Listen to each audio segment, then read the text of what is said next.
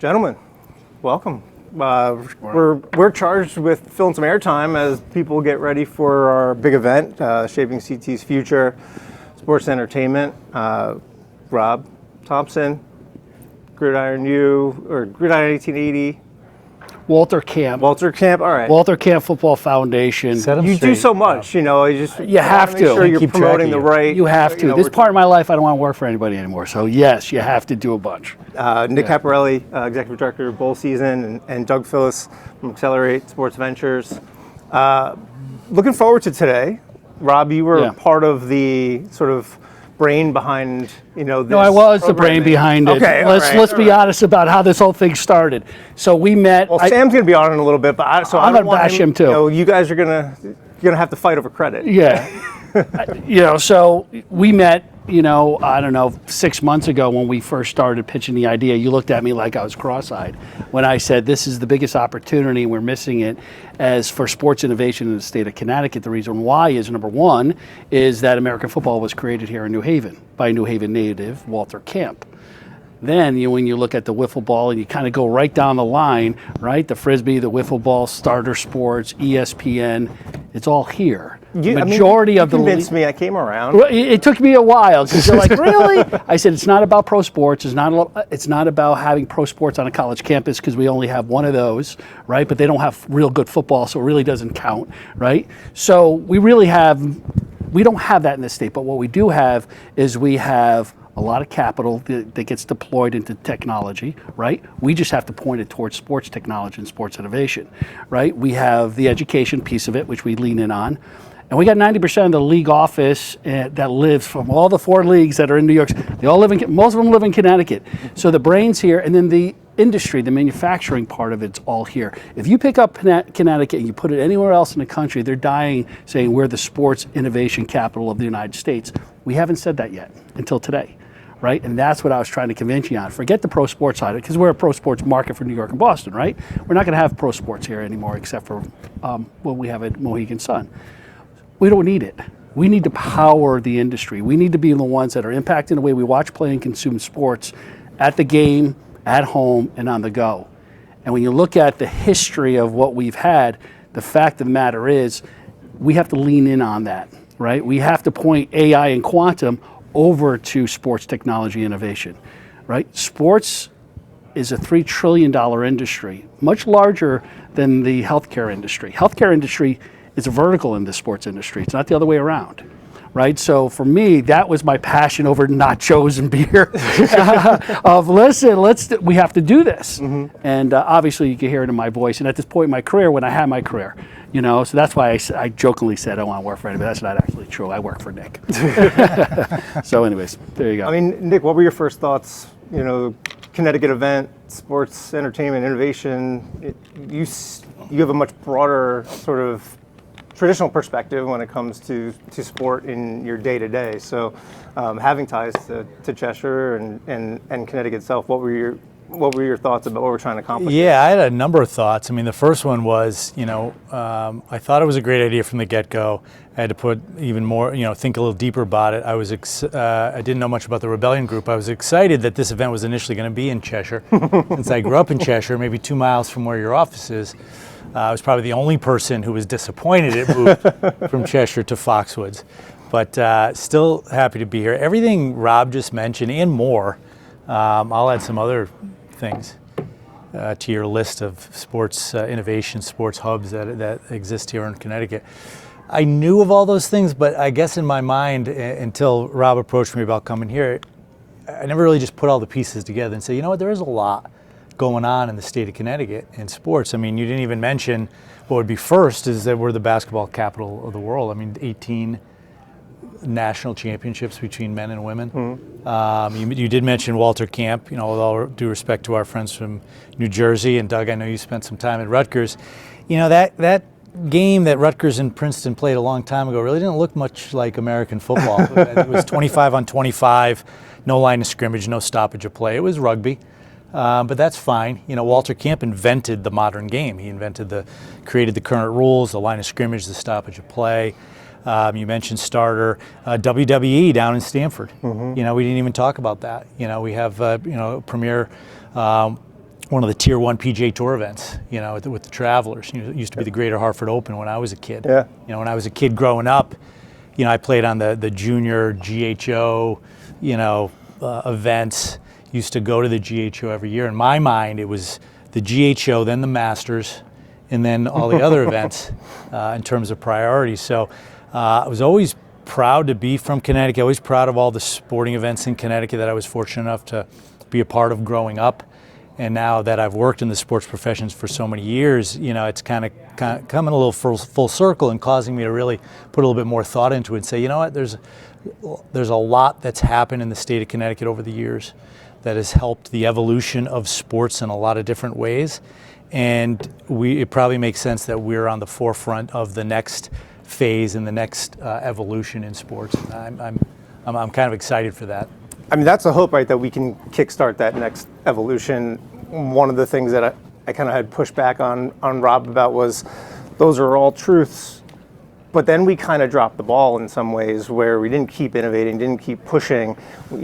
We introduced a lot of concepts, and even, from the broadcast side and ESPN, or, you mentioned WWE and others, but then, some of the other firsts were kind of, the baton was taken by other companies, and continued to build upon. So the hope here is that this sparks some conversation that, not only brings attention to the credibility that Connecticut has, but then, brings folks together, brings the minds together, brings the finance together, the innovation to be able to carry that forward.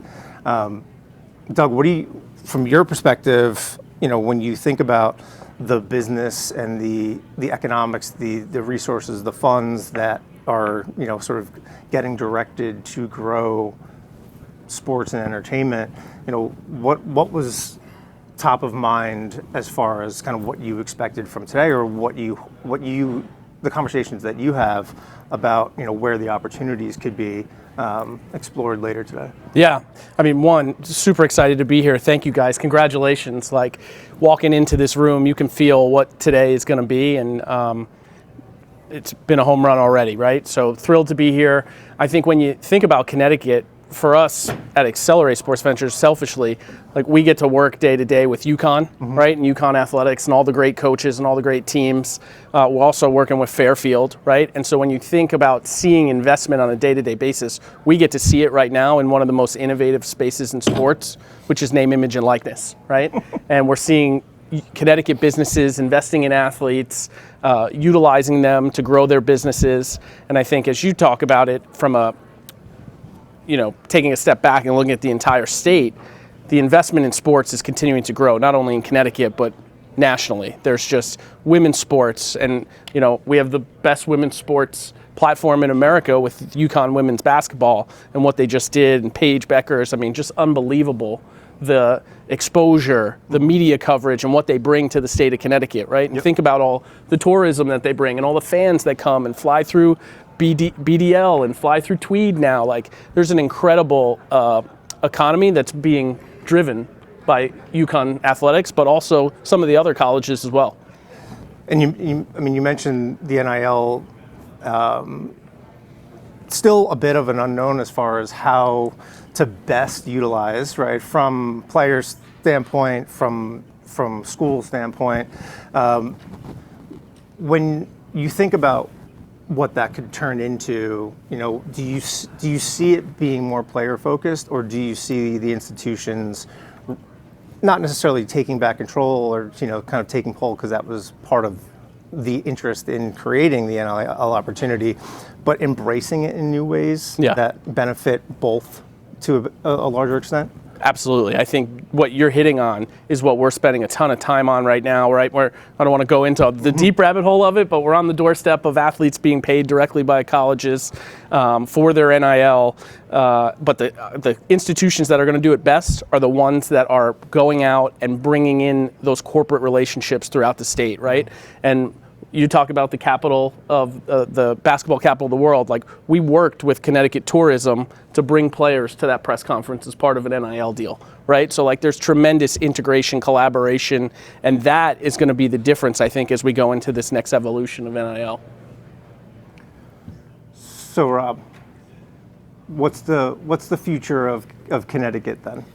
If you could define it, you're working on creating more of a flag in the ground and bringing more attention to certainly college football, but the state. How can we change the narrative outward on to the rest of the country? I think once UConn is probably the best example of turning their attention over to that part of it. One of the universities in the state is going to do it. It's only a matter of time. UConn makes the most sense because of their entrepreneurship program.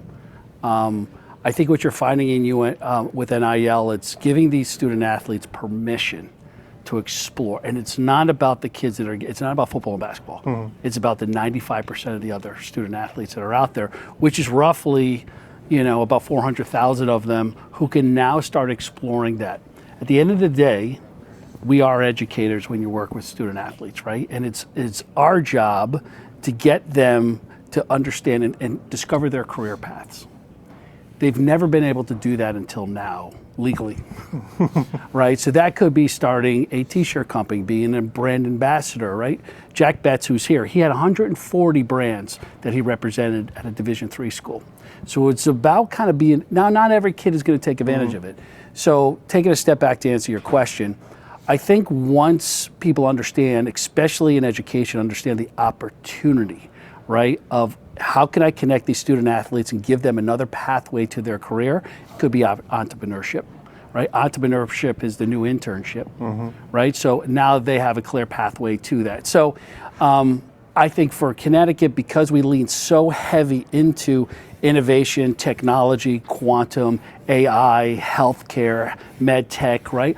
All of those things, you drive down the street and there's 60% of probably the wealth in the United States is in this state, right? Once you start connecting that group and you start connecting the state funding and the CI and everybody starts funding that and the universities get behind it, we're going to have a whole different conversation another year from now. I guarantee you. There's two schools in this country that focus in on sports innovation, and you could use them as maybe a benchmark. And Nick, you'll know this.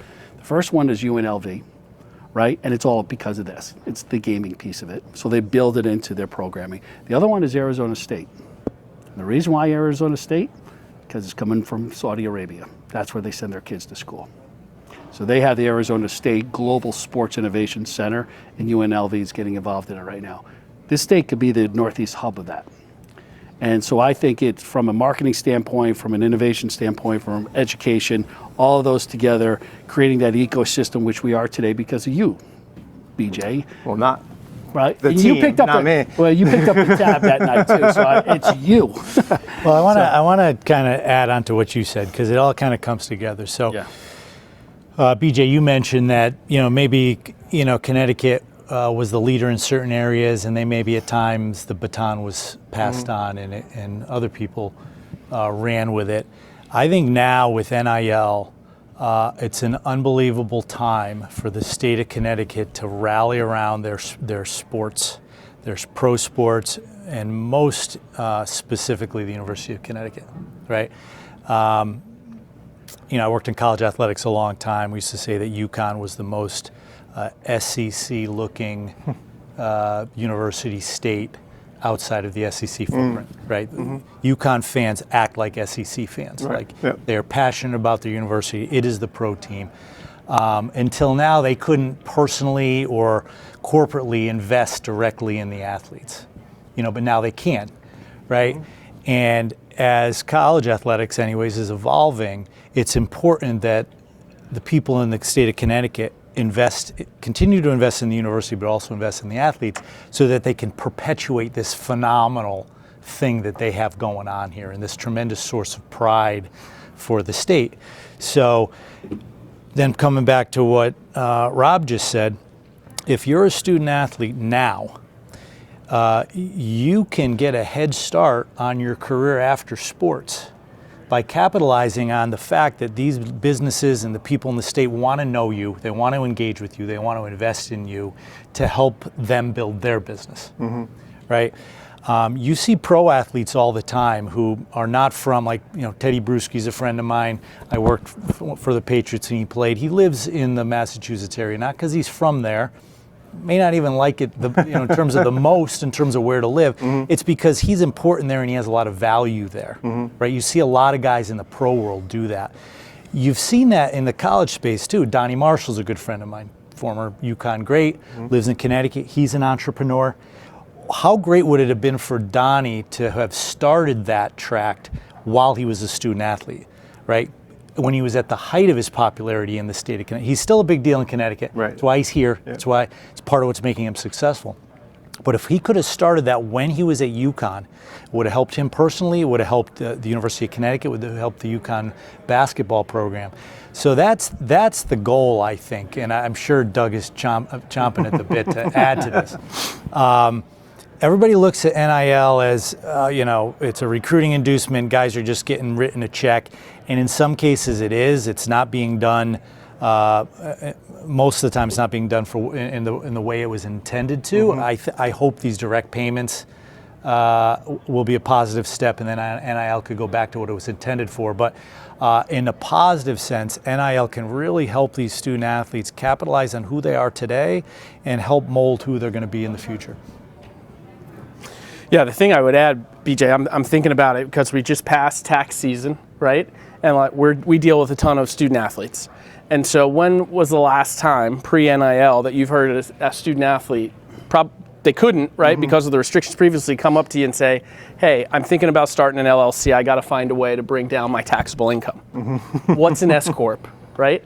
All these life lessons that you learn when you get out into the real world, they're learning 18, 19, 20 years old. They're learning about investment accounts. We had a discussion about a SEP IRA the other day, setting that up for a 19-year-old. Like, there are some really, really great positive things that are coming out of this, and everybody's so focused on some of the things that Nick alluded to. And yeah, there are people getting paid to play sports, right? And some of the numbers are out of this world. But there's also, unbelievable stories of kids sending money back home to take care of their family. Somebody not having to take on a second job while they're playing college sports because now they have NIL income. There's some really great stories that we're missing, and I think it's important that we start to talk about those. Well, now they're doing it because they're able to, right? And they can do it above board, and because ultimately, a certain population of those athletes are going to be looked upon to support the communities that they came from, or the family, their families. So if it is happening in an envelope and they're trying to send it back home versus now being able to invest and protect and think about what's post career and how to preserve funds for that. What I keep hearing is that the sport, right, like the actual play on the field, as far as Connecticut goes, may not be as important as the infrastructure and what fuels sport economy. You mentioned medical, you mentioned finances, when you start talking about education and the approach for these athletes now 500,000 plus that are able to get hands-on money that they otherwise wouldn't have had at that young age, how they preserve it, right, and don't become financial sort of cliches when it comes to the sports world, and it feels like Connecticut focus on education, focus on med tech and insurance is really primed to continue to sort of be the infrastructure engine that fuels sport growth. I think it's both, really. I mean, ideally, right? I think as fans, we all want it to be both, equation. Right? Yeah. I think the passion for UConn basketball is a lot different now than it was before Gino Auriemma was hired and before Jim Calhoun was hired. I was a kid growing up in Connecticut at that time, and I could tell you it was different. So winning is important. It's important that the Travelers has the best golfers in the world coming and playing there. But then it's equally important, as you mentioned, to have this corporate support, these businesses behind it, continuing with innovation in the business world, in the sports world, and tying it all together. I mean, I think that's where, when we get into a lot of the conversations about the the placemaking of the state as a sports hub, fans want the visibility, right? And they want sort of that notoriety of being on the forefront of having that pride and that competitiveness with other regions, other geographies, and Connecticut's hungry for it right now. If you look at the road signage to the pizza flight to DC to claim the pizza capital of the world, so it feels like embracing who we are as Connecticut and not necessarily waiting for the next pro team to come, or not looking too far into the past and being frustrated that the Whalers left us years ago, but recognizing what we have here and getting out there and enjoying that. I think if you're ever going to bring the Whalers back, it needs to be in one of these casinos. I think you build it within a casino, you have a shot. If anybody, if somebody at some point wants to invest in that, that would be the only way to do it. I think the disconnect, I think ESPN could have an argument about the disconnect it's never stopped with them because they're continually reinventing themselves. So did the WWF to the WWE. But from aesthetics, I think we've all wanted something to hold on to. With Nick and I both growing up here, UConn wasn't necessarily a place that was even on your radar growing up. And until the tolls went away and the casino happened, Gamble Pavilion happens, right? UCLA could have an argument about the basketball capital at some point. Springfield, Massachusetts could have an argument about the capital at some point because you drive by the Hall of Fame, it's there, it was invented there. We'll see what happens after Gino. Right? If that could be sustainable for all of us. We'll remember it. It's a great time. One of them, if UConn gets really serious about being a football program, which I think they want to be, then you got to put a stadium on campus because they're the only one in the country that doesn't have a stadium on campus. You can't get the 30,000 kids to roll out of bed and get on a bus, right? So there's a long way to go for them to do that, and I think they need the 1-2 punch so they could get the other half of the state to really root for them. And I think we all want that to happen. I don't know if we, so we're so much further ahead than when Nick and I grew up here than when we are, because it wasn't, you didn't grow up rooting for UConn. My dad does, and a lot of my friends that went to school there do. But so I think from a business standpoint, I think if we have to focus in on lean in on the innovation side of it, the venture capital, the private equity, the team owners, they're here. And I think we just got to give them a reason to say, hey, point that kind of arrow towards me a little bit, so. Anyways. I mean, you're kind of talking about a cathedral, right? And that's where other regions, other communities, they have that, stadium to go worship to their sports kind of gods. And when you started talking about, an arena in between the casinos, right? Yeah. That can be maybe a spectacle, right? Or can Rentschler or can a UConn be that to Connecticut? I mean, maybe. I think it can. Yeah, but it has to make good business sense. So think about it this way. What most people don't know, you don't see a sign on it. Yale University won 18 national championships in college football. Granted, it was a long time ago, but they were it. They actually won 27, but they only get accredited for 18 because the NCAA started in 1910. That's a lot of national championships that no one in the state's talking about. And they have an empty 65,000-seat stadium sitting right there. Could you imagine if Yale decided that they wanted to be a football power again with their funding, right, that they have behind them? So my old boss at the Big East, Mike Tranghese, used to tell me all the time, and it's probably even more true now that you can pay the athletes. Yeah. If the Ivy League as a whole, let's take Yale, decided they wanted to compete in big-time college football, game over. they would win, and they would win big. They have more money than anybody else. Yes, all right. And resources. There's no doubt. And think about this. What's Notre Dame without college football? What's Alabama without? Notre Dame without college football is Fairfield University. It's the reality of it. Yeah, I mean, what's Alabama without college football? Well, without big time sports in general. So, working at the Big East, I was fortunate to know Dave Gavitt before he passed. When he founded the Big East in 1979 and invited the original 7 schools, it quickly became 9. his Massachusetts presence, his first invite was Holy Cross, not Boston College. And at the time, Holy Cross decided as a university they did not want to play at that level. So he said, okay, we went to Boston College. So to your example of Notre Dame and Fairfield, Boston College and Holy Cross. Real life example of what could have been versus what is. That's a great example. I'm going to use And it. Boston College hasn't necessarily really taken advantage of. They got the nice stadium. They just haven't. Well, that's a level. That's a team hasn't that's a function of a improved level of commitment for Yeah. sure. But they're competing at that level. And if you live in the West Coast, and you ask what's your perception of Boston College and what's your perception of Holy Cross, you're not thinking that the sports team's not good. You're just thinking that Boston College is a better school because you've heard of it. Yeah. And maybe because it is now, but back then they were probably equal. So, thoughts on what you hope to hear today, Doug? What were anything that any conversations you're interested in playing out live, where there's no censorship of opinions? Yeah, I'm really interested to hear from the corporate community, right? Like, my belief, and I think the panel shares it, is like extremely optimistic about where Connecticut is going.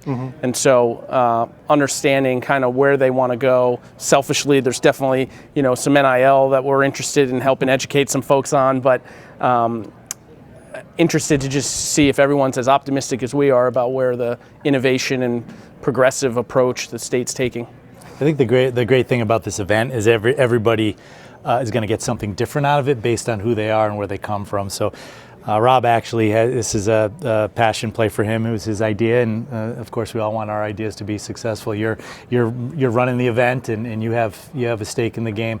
I think Doug is, UConn's a client, fostering business relationships, finding more ways to connect the people and the businesses of Connecticut to UConn's a big thing. And I grew up here, as I said earlier, like all of these things I'm familiar with, but just the notion that it all ties together in a way that really makes Connecticut kind of a unique place in the sports world, and a little bit of an unknown is kind of fun for me.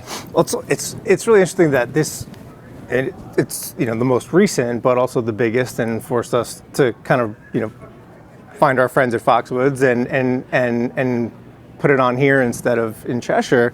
But the interest is at its peak as far as these events go, and we've had manufacturing and tourism and AI and cybersecurity, MarTech, a bunch of different topics that Connecticut businesses and government are interested in seeing grow and facilitate. But the interest in this topic is really compelling because you could tell that people feel like there's underlying opportunity that's really being kind of not taken advantage of. And because it's sports. And it's Well, cool. fun. Yeah. I mean- But that it could have really fallen flat if people had what the perceived perception of sport and entertainment is in Connecticut, and it's like, oh, there's nothing there, right? But clearly We're going to educate them today. that Yeah. yeah. Yeah, it's kind of like, a sport management degree. Like, everybody has them now, right? Sport management degree, which is, arguably, I won't even go there on that one. I don't want to get myself in trouble. It's like in esports, the same thing. You start building out these programming where there's interest, right? And the interest is really here. I think it just took someone to be the thought leader in it, right? And you guys took the reins on that and said, we're gonna do it. We're gonna put it together and actually execute this. And the hope, like we've talked about this, right, is that productive conversations and ideas come out of this. Right. I think the foundation of the events were always to try and get multiple conversations that are happening in the state around the topic, and most of the time it's the same faces that continue that meet on a recurring basis. So push them all together and let's try and get some new conversation to happen, and just facilitate it. We're not subject matter experts on most of the topics, but here it feels like there's more hope that there's truly new faces, different industries that kind of collide and see that, oh, there is opportunity. Oh, there's there's medical devices and innovative braces, right, for UCL and MCL repairs. There's the element of education and financial literacy, and then earnings and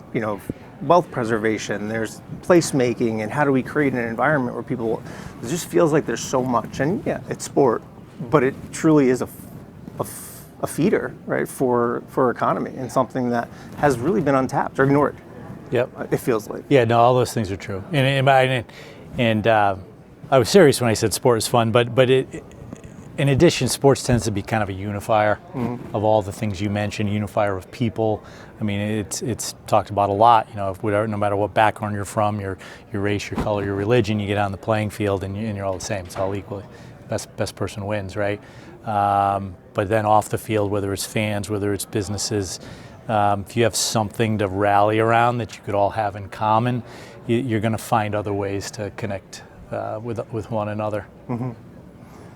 And the money's always there too, right? Whether you look at some of these broadcast deals, and now these, the NIL valuations, and I think that's obviously driving in a positive way what these smaller market or less recruited athletes could be worth, so to speak. I hate to say it like that, but that increases their ability to build a personality and to earn funds. So, is there a method where you see the media side shifting drastically based off of how there's a distribution of the media of IP now? Yeah, it shifts over to the athletes. They're content creators. So when I look at some of the things that we work on with all our alums at Walter Camp, you aggregate all of their followers together.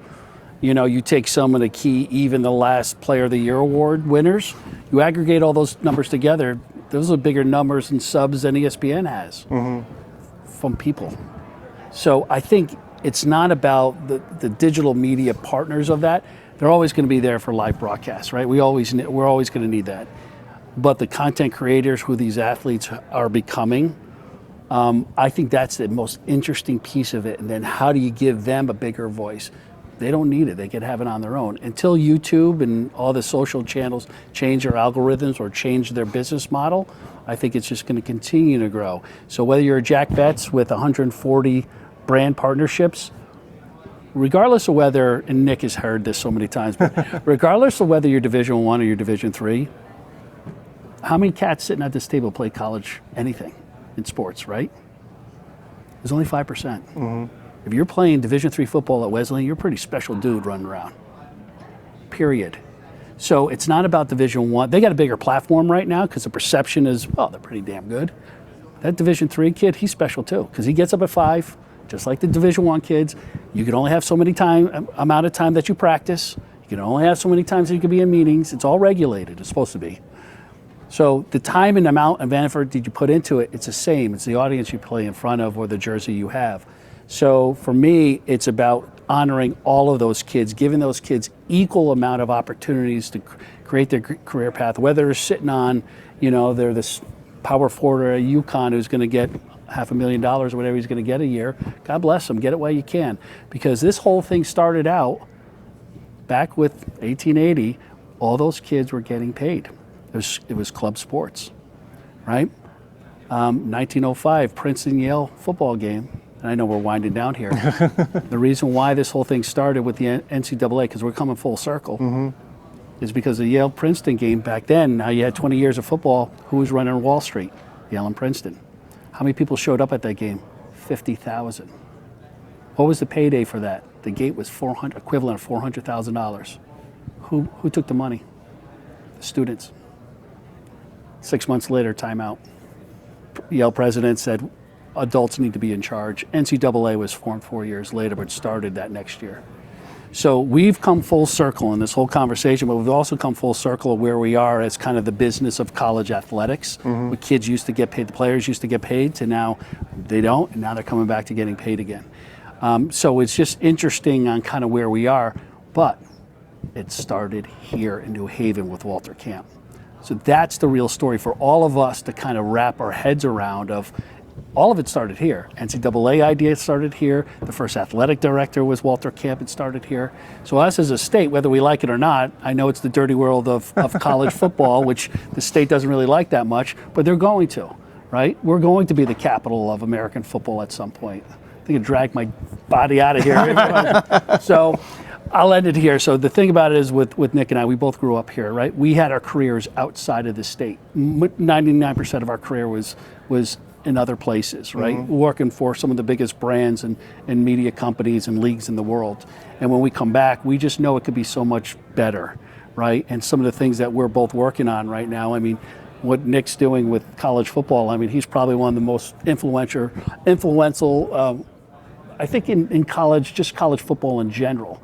You know, I don't know about that, but thank you. I think you are. Well, we were out at Vegas last week with all the 43 bowl games. He asked me to come out, and I begged him to come out, and I got in front of, and I told the same story. Most of the people who run the bowl games, one guy came up to me, I've been involved in college football for 40 years. He goes, I never knew Walter Camp did all that. So it's representing the state of Connecticut and bringing it all back here, and it's important to us. So that's it for me. I mean, it was you educated me. I've gone to the Walter Camp dinners, and I've had friends that were highly participatory and on the board, and never really knew the history. Yeah. Just always heard that they had trouble getting the athletes to come. Time of year and whatnot. But I've bought into it. You did. Sure. I did. I know we're winding down, but the thought just popped into my head. We need to be better storytellers, right? Tell the story of Walter Camp. Tell all the great stories about Connecticut, their innovation in the sports space, the success in sports, team sports, individual sports, all the sports heroes and legends from Connecticut. That's the key. And as we talk today a lot about, broadcasts and content. It's all stories, short stories, long stories. How do we tell stories that are compelling to people? Get your message across, and have people enjoy it. Love that. I think that's a good sort of wrap. As you said, we got a couple minutes before we have a little break. How do we preserve that? Just as the final point, I think Doug, what you've been talking about is now we have these stories, we have these opportunities. The worry that came into my mind was, well, what happens when the school says they can't watch over their fine? Like, it's like they try to pull it back now, right? So it feels like that's where the next evolution of providing them the power to keep the control of their own stories and things like that is key. Yeah, I think there's so much to talk about, and I think the student athletes and the young people who are so advanced on Instagram and YouTube and TikTok, like, they're going to be great storytellers to help get the stories of Connecticut sports out there. Yeah, and then just as long as you don't kind of butt up against some of the broadcast rights or the media coverage. I think now there's so many creators. And this is a big can to open with a couple seconds left, right? But like they can get more access than true press in many instances now, because everyone has a camera and they have their following. So taking pole position on telling that story really feels like key. Well, gentlemen, thank you for joining, and we're looking forward to today. Yeah, it's going to be a great day. I think we're just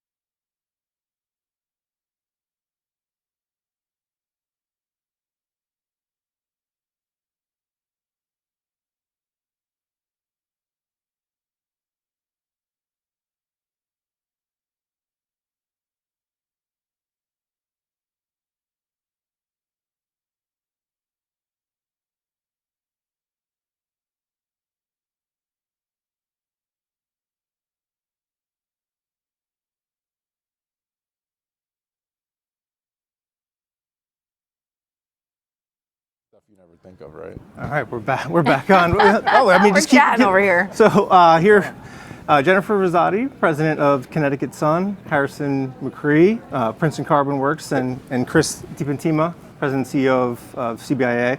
I think the conversation you guys were kind of just having is a good starting point to really talk about the impact that we have and sports has in the state of Connecticut. I think the job creation, the reach, and the innovation that goes into your business specifically, Harrison. But I didn't want to cut you guys off necessarily. What's the unrealized impact of sport in Connecticut to date, do you think? Who wants to field that one first? I mean, I'll start from an economic point of view. I mean, the unrealized impact is certainly the ripple effect it has. Game day ripple effect, right? Restaurants, hotels, bars, the things that it generates, the fan excitement. Obviously, you have the direct impact, which is ticket sales, merchandise, the employees that are working day of and all year round. Jen's business, we were just talking about kind of being in the off season, the employees are still working. But we talk to a lot of young people about, how do we keep more young people in Connecticut? How do we attract more young people to Connecticut? That vibrant life that they want, whether it's an urban vibrant life or that, sports, culture, or tourism life that they want. Sports plays a huge role in that. I mean, you see it with obviously the Huskies and their success. You see it with Metro Athletic. You see it with all of our, obviously Connecticut Sun. You just see it with all of our sports. It just generates that vibrancy that young people want. And right now in Connecticut, about 1/3 of our kids who graduate high school and college don't stay in Connecticut post-graduation. That's a pool of people that we could be keeping here. Yeah, it's a big trend we want to change, right? As folks that are eager to continue the growth of Connecticut.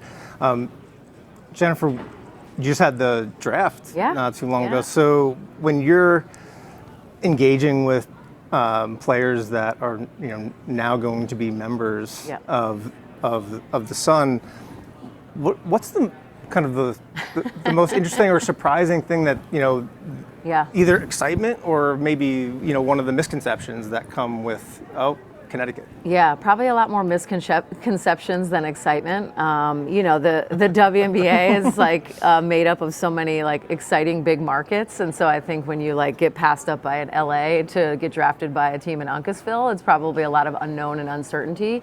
But I think what's exciting for us is, especially when we have new players, showing them and teaching them what this great state has to offer. We had a new player in market last week, and she's like, I want to go horseback riding. I want to do some anime. And then she's like, I also like the beach. And I'm like, there's not a lot of places in the WNBA you can go where you can get all three of those things, right? So I think just showing them that, hey, we have a lot to offer, especially in the summertime, which is the months that you're going to be here the most, where you get the best of both worlds. You don't have to fight traffic, right? You get a loyal and crazy, fun, enthusiastic fan base. You get to play the game that you love, and you get to be in a state that really appreciates you as a basketball player, because we are a basketball state. Well, we are, right? And I think what you kind of hit on there is, so often we think of, we're between, New York and Boston. But then, to your point, we are between New York and Boston, right? It's not a bad thing. We say that all the time. Less than 2 hours, we can go to the Celtics, we can go down to a show in the city. So there's also benefits of being between two major metropolitan cities, right? But being able to have that in-between benefit of being in a little bit slower pace and a little bit more to do. So Harris, what was your inspiration? How did you get into Cycling. The Different cream sport. of the crop. It's interesting because I grew up in Connecticut, and that was back when, still are, but UConn was winning everything, still winning, right? So it's amazing, and we are a basketball state, and it was really fun to watch that and to grow up with it. And I'm from basically the line where you're either Red Sox or Yankees, right? Yeah. When you're in southeastern Connecticut, it's really muddled whether you're a Red Sox fan or Yankees fan. But yeah, cycling is a completely different animal, and it's obviously not as big of a sport, let alone in the United States, but in Connecticut. There are cycling meccas in the United States, places out in Colorado, where the elevation's high and you can train. South Florida, huge because it's warm all the time. There's massive cycling. That's culture cheating down though. It's there. flat there. Super flat, super warm, very international. Right? When you go down to South Florida, it's very international. So you get a lot of people coming in. But it was that exact reason. We were halfway between New York and Boston. I went to school in Boston. Two of my co-founders are from Princeton, New Jersey, Princeton University. And this was sort of like the midpoint. And I got roped into the business. This was back in 2013 or 2014. And the founder of the business, my partner Marty, he said, hey, will you drive down to Princeton and meet me? I said, no. Drive up 95 and we'll find a point halfway. And it was somewhere down like Fairfield. And we met at a rest stop for the first time of I-95 somewhere in Fairfield. And it's been very beneficial being in this locale. Because we're close enough, if you want to think about like logistics, we're close enough to Newark. Yeah. Where if you need to get something out the door that needs to be in France or Germany or somewhere halfway around the world, you can actually drive to Newark and get it on a cargo flight same day, if you have to. So it's been super beneficial to be in this area because of that sort of halfway point, but also it's a lot more accessible. I don't think we could have done what we have done to date if we were in a much bigger or more expensive metropolitan area. That was part of the reason why we kind of hunkered down here in southeastern Connecticut. We have a great manufacturing base, lots of accessibility, like I said, but also it's very much more affordable to like set up and get started. And you still have world-class machine shops, manufacturing.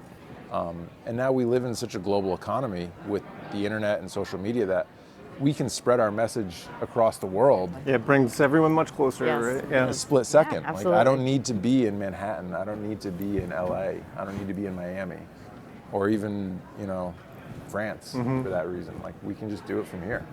So. Chris, it sounds like a good pitch, I think, for some businesses that are, That is the pitch. Really, is like really high quality of life. It's a lot more affordable than living in a city. Yeah. And honestly, like you can do whatever you want. My biggest qualm was, when I was living up in Boston, I was starting one of my early companies. Like I had nowhere to do it. And they have little incubators and startup things. You got to pay for stuff. And I said, I don't want rules. I want to be able to do it on my own terms and like have my own little space and like do my own thing. And I ended up moving back to Connecticut because I had the space and sort of the flexibility to do that. And now we have basketball, got world-class teams, all around us. Something that you're hitting on, I mean, Chris, you've been a part of all of our events, I think, and all the different, from manufacturing to tourism and cybersecurity and AI.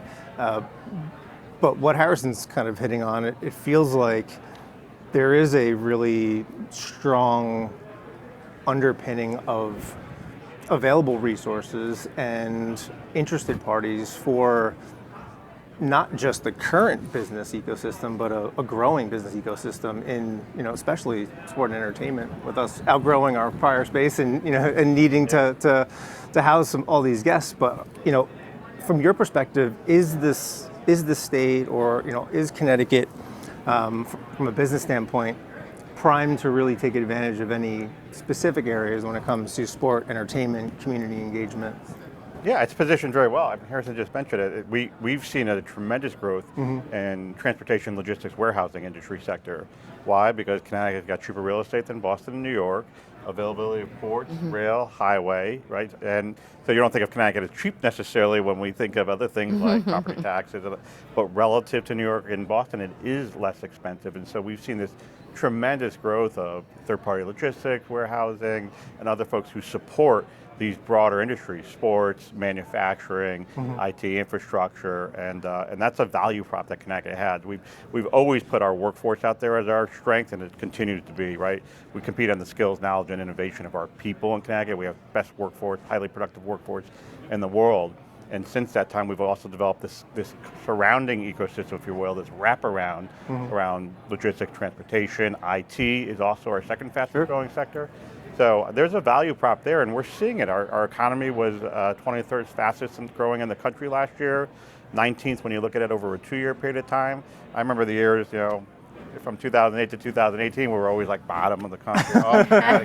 Oh, we stink, but I think most of us were born and raised here in Connecticut. We remember the glory days of the 80s and early 90s when you made it when you moved to Connecticut. Like in your life, you made it. Yeah. And I think we're all very, very proud of our state, and we have that passion. But there's a value prop right there and a value differentiator for the state.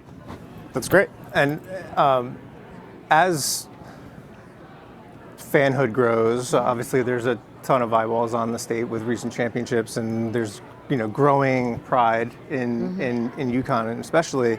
But Jennifer, for the Sun, are you seeing that translate through, especially with the growth of women's sports in general, and then more partnerships with enterprise that want to get involved in the conversation?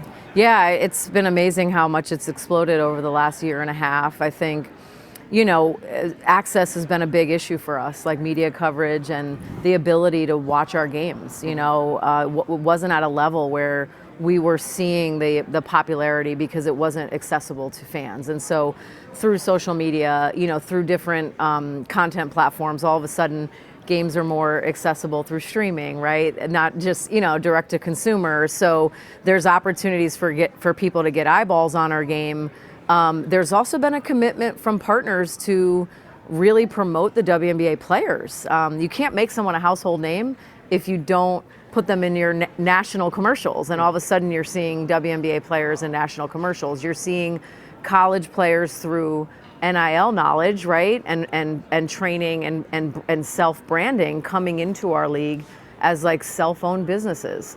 And so all of a sudden you're seeing a growth in inbound partnership opportunities. You're seeing a growth in people wanting to cover your games. We never had people reach out about wanting to put us on TV, wanting to put us on the radio, right? All of a sudden now it's like, how do we consume the WNBA at a level we haven't seen before? And so we're still challenged, to make it as accessible as possible, make it easier for our fans to consume.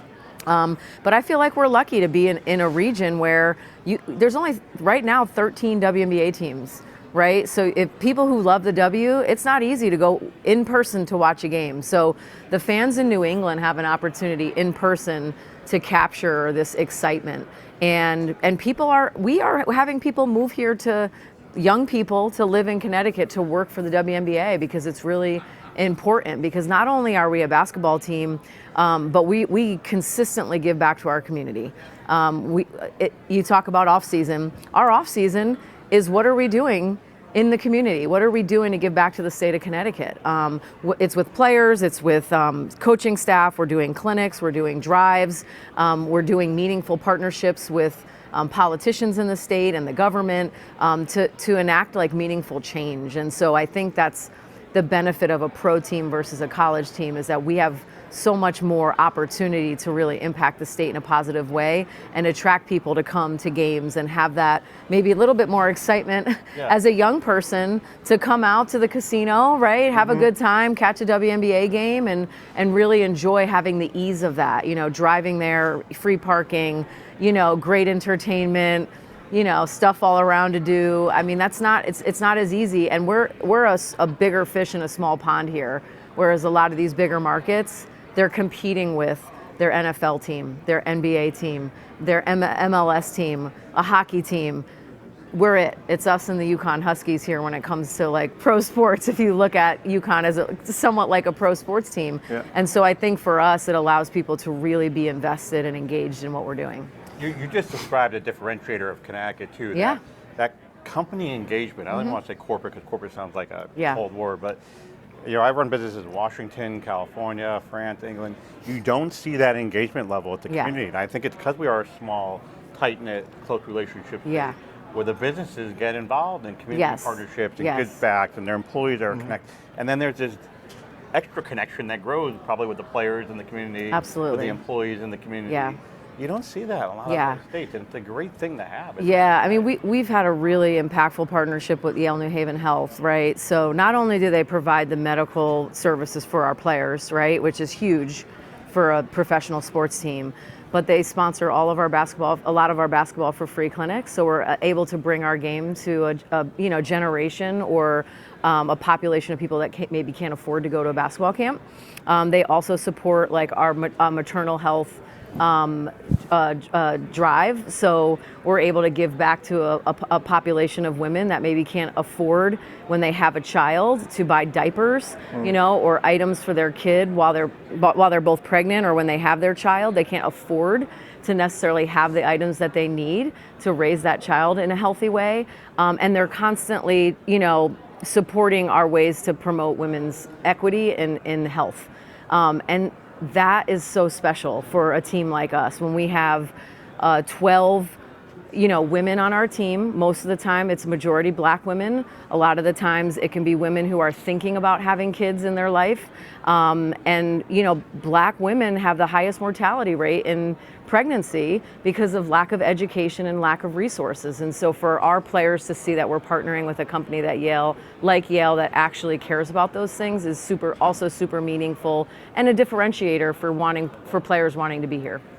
And then them having a bigger voice and status on national broadcast can help drive that conversation. Absolutely. And it seems like Connecticut's in a great position to then take the lead on innovating and leading in those areas, whether it's in female fertility and or any other walk of life that that may happen. And that you sort of mentioned the really dedicated communities, and it feels like an underlying part of the conversation has been the diversity of communities available in Connecticut is actually the strong point rather than just the one sort of major focus, whether it's UConn or basketball or Quinnipiac hockey or Yale hockey, or there's wine trails, there's everything for getting beyond sports and entertainment, where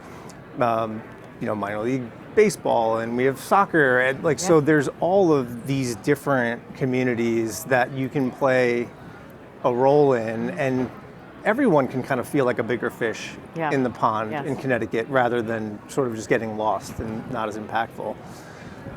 Is there a future where those athletes coming in now with NIL and the ability to earn and incentive to build brands, and whether it's the No Fun League or others where athletes feel as though they're being sort of quieted, right, or their individuality is getting lessened when they're on the court or on the field, but now these deals they can bring from earlier in life, from college. Does that have the opportunity to then be a bigger halo for them off the court or off the field, to bring industry and trade and interest, to businesses that otherwise wouldn't get that kind of visibility? I think that's what you would hope. I mean, we have Tina Charles. We re-signed this off season, and she has a foundation called Hopi's Heart, where she raises money to get AEDs put into rec centers that wouldn't normally be able to afford them because they're really expensive, because she had a family member that was saved by an AED because it was available to them when they had a heart attack. And so this has been a mission for her. She has donated her WNBA salary for years to her own foundation. So it gives us an opportunity to amplify her platform. We have another free agent that we signed that has a foundation that focuses on vision for children who can't afford glasses, right? And so her foundation raises money to allow her to provide, glasses for kids that want to play sports. Maybe it's rec specs, right? But I think it gives you this platform to make connections, to engage industries and communities that wouldn't maybe otherwise be engaged in sports, right? You don't always necessarily make the correlation. There's obviously natural ones with Gatorade or, Nike, but you're starting to see brands that are non-sports brands really starting to engage in these athletes. And I think the WNBA has been at the forefront, right, of allowing women to have a voice and to stand up for social justice issues that are really important to them, or to have foundations that they're allowed to promote. A lot of other professional sports leagues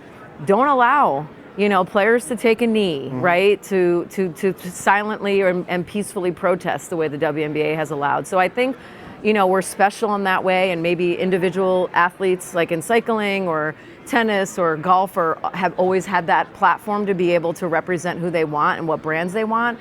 But I think the WNBA is showcasing that you can do that in basketball and you can do that in team sports as well. Well, it's the evolution of the influencer model, right? Yeah. It's just they've always been influencers in either nationally or in their local markets, but they just couldn't take advantage of it. So now that they can, for the 95% or more that never make it to a pro level, they all have what's that next career, or what is, and if they can be young entrepreneurs in and around their own brand, maybe that's a new recruiting tool for the businesses of the future, right?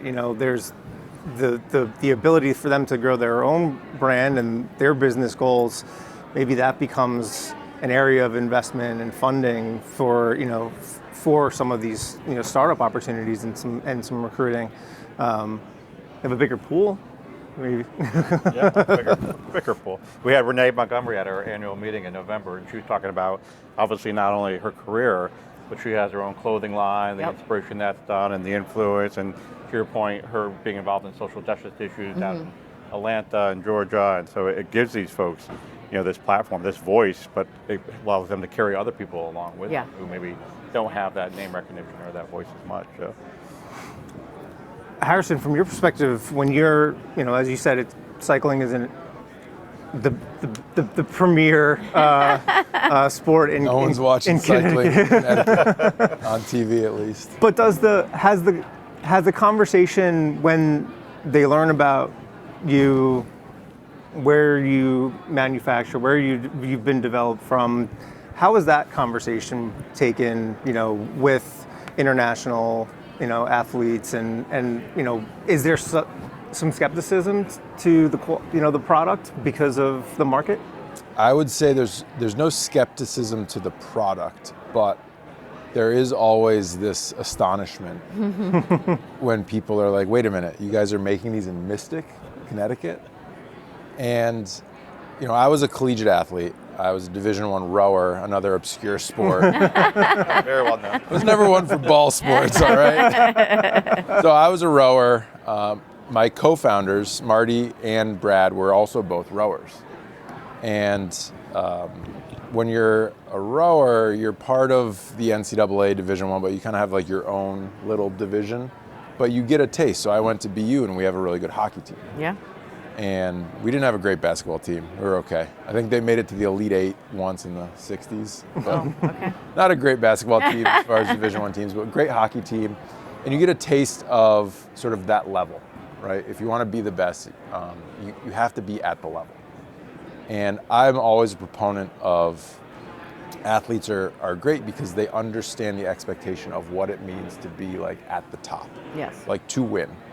And I've always liked having athletes work because there is that competitive nature inside, right? So, yeah, there's a huge level of astonishment when people find out, like, oh, we built this out of a garage, and we moved everything over to Mystic probably in 2020, like on the back end of 2020, COVID, everything kind of shut down, and it gave us a chance to move everything and localize everything. So we've been here manufacturing. We probably make 60 to 70% of all of our wheels in Mystic. And then we have 2 other facilities that do the balance for the rest of the world. But yeah, there's a certain degree of astonishment. Definitely not skeptical, because the athletes that use our products are setting world records, winning world championships, and winning Olympic medals. So there is no higher level. There is no bigger platform to display technical excellence for a product than having the top athlete win a gold medal. That's pretty much as good as it gets. Yeah. So that sort of quells any skepticism. And now we've sort of recentered it where, we've created this idea of like, we are now the experts. Like, no one's skeptical. Like, we have created the expectation of excellence. Yeah. So we are the experts. And I think a lot of it just comes down to attitude, right? If you want to be the best, you have to expect it and you have to act like it every single day. Mm-hmm. And I took sort of all the lessons from being an athlete and applied it to business. And I found that you can apply it to any business, any organization, any group, whether it's a team, if you're a coach, business, if you're a business leader, you know, Pee Wee football even. If you want to be the best Pee Wee football team, if you want to have the best community nonprofit, whatever it is, the competitive aspect is very, I think, important. And the reputation of excellence goes a long way, and Yeah. obviously that's what you seek Yeah. season to season, day to day, night to night, and hope probably goes into your evaluation criteria for players as well. Do they have that mindset? Absolutely. I mean, I think what people see in sport is the athlete, right? And they think like, okay, that athlete has a skill level that they were gifted with or they worked really hard to attain. But I think to Harrison's point, world-class athletes, they want the best equipment. And the other part of sport is the manufacturing of all the technology that is going into these athletes being the best in the world. And so when you think about basketball, people are like, oh, well, what are you talking about? You just need a ball, right? Oh, the hoops are all the same. No. We spend more money on technology platforms for our athletes than we do basketball equipment, right? Because what they put in their shoes, what they're doing to measure their load management, we have cameras that are measuring like how they're moving on the floor, how many times they're like stopping and sprinting. We have force plate, measurements so that they can measure like the balance of like the load on each side of their body. We spend a ton of money every year on recovery equipment so that they're, playing this 40-minute basketball game, getting beat up and then being able to recover at a really high level. They're measuring their sleep, they're measuring their nutrition. And so when you think about these world-class athletes, they want to be paired with organizations that are giving them the very best, right? And that is so much of what's happening behind the scenes to allow these athletes to compete at such a high level, especially in basketball. When you hit 35, if you're still playing at a high level, it means that you've been doing a lot right, and you've been investing in your body in all these other ways besides just shooting and working on your ball handling. It's like you're investing in technology, you're investing in platforms that are going to allow you to see the effects of every single aspect of your life and how it's impacting who you are on a daily basis and what you're doing. And so that's what I'm seeing that has probably changed the most in the last 5 years is athletes being able to play longer and play at a higher level because we're investing in technology and recovery for them. And that feels like something where Connecticut can be, we talked about excellence and that, kind of that constant drive where Connecticut's poised to, from a business standpoint, to have a level of excellence when it comes to the infrastructure or the supporting economics of sport, in manufacturing, healthcare, education.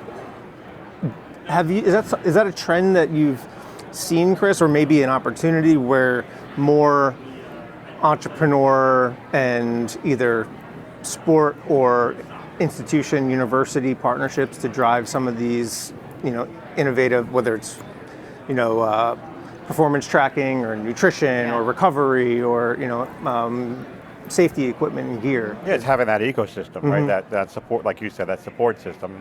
Why you're in Mystic, because Connecticut's known for a high quality workforce, high quality product. You could sell, and you do sell high quality products to the rest of the world. So people aren't like, oh my, I'm surprised that's made in Connecticut.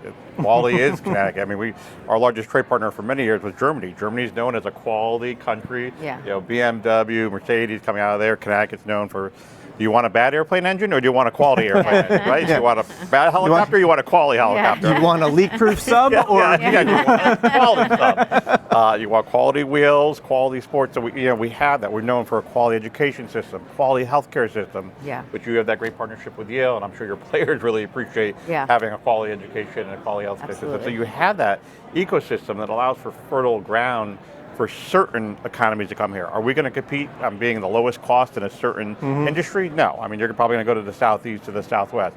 But if you're looking for a quality workforce, a quality ecosystem for your specific industry, that's why we've seen that growth in technology. That's why we now have quantum coming to Connecticut between the collaboration between UConn and Yale and that connection. We're going to be one of the first quantum locations in the whole country. We've been diving into AI, and I'm not surprised that Jen's kind of partnering with people who are looking at like a lot of innovation around how their athletes move. Our manufacturers, how they become the world-class manufacturers, because they're always investing in their processes.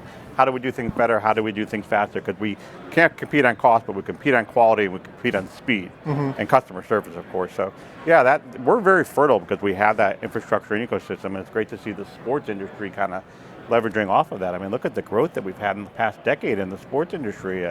The Athletic, the Yard Goats, Humans, the Connecticut Sun, Bridgeport getting soccer now as well. I mean, and then of course you have the entertainment side as well. I mean, it's an $18 billion tourism industry in Connecticut, 125,000 jobs. We didn't have that a decade and a half ago. And it seems like there's still opportunity for further growth. Yeah, and Bridgeport, right? And it doesn't necessarily all come back to where's our football team, or where are the Whalers, or whatever it may be, right? There is a appetite for the communities that are currently here, and still room to grow. No doubt. We hosted the NCAA's in 2019, right before COVID, right? The NCAA tournament. Yeah, and we've been hosting the Big East tournament at Mohegan now for the last 5 or 6 years, and have another 3 years contract with them. So, these NCAAs, these Big East, they want their tournaments here in Connecticut. It's a great place because of the fans, but also I think because of the location. And it's a lead generation for us as a state opportunity, because usually people move to a state because they have a good experience there at some point in time. Usually a tourism experience. Like you went and visited Cape Cod, you went and visited Connecticut Shoreline, or I went to a Big East game at the Sun, and they're like, I really enjoy this state. I want to move there, or I want to stay here as a young person, and that's that lead gen opportunity that sports and tourism gives our state. It's a tremendous tip of the spear.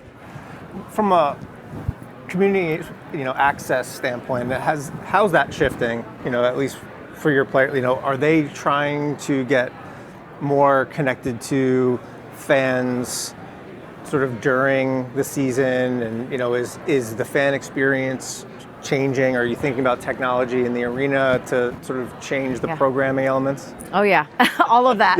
Yeah. We've been fortunate to have a couple different players in market the last few off seasons that have allowed us to make connections in the community, and do a little bit more around branding the Connecticut Sun organization, and having more of a year-round presence, because that's always been the challenge of the WNBA, is it's a 5-month season.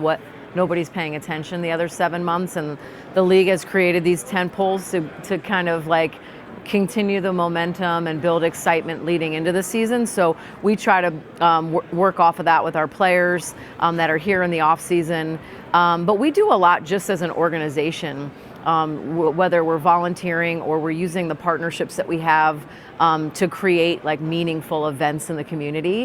And we challenge our fans, like, community impact isn't just about us giving back, it's about you partnering with us, with a partner like a Walgreens, to put on a drive that's going to benefit our local community. And so, and then that draws them back into the game. And then in arena, yes, it's like, what else can we be doing technology-wise to make our fan engagement not just about what's going on in the basketball court? And we've been fortunate to have a great product to showcase every year.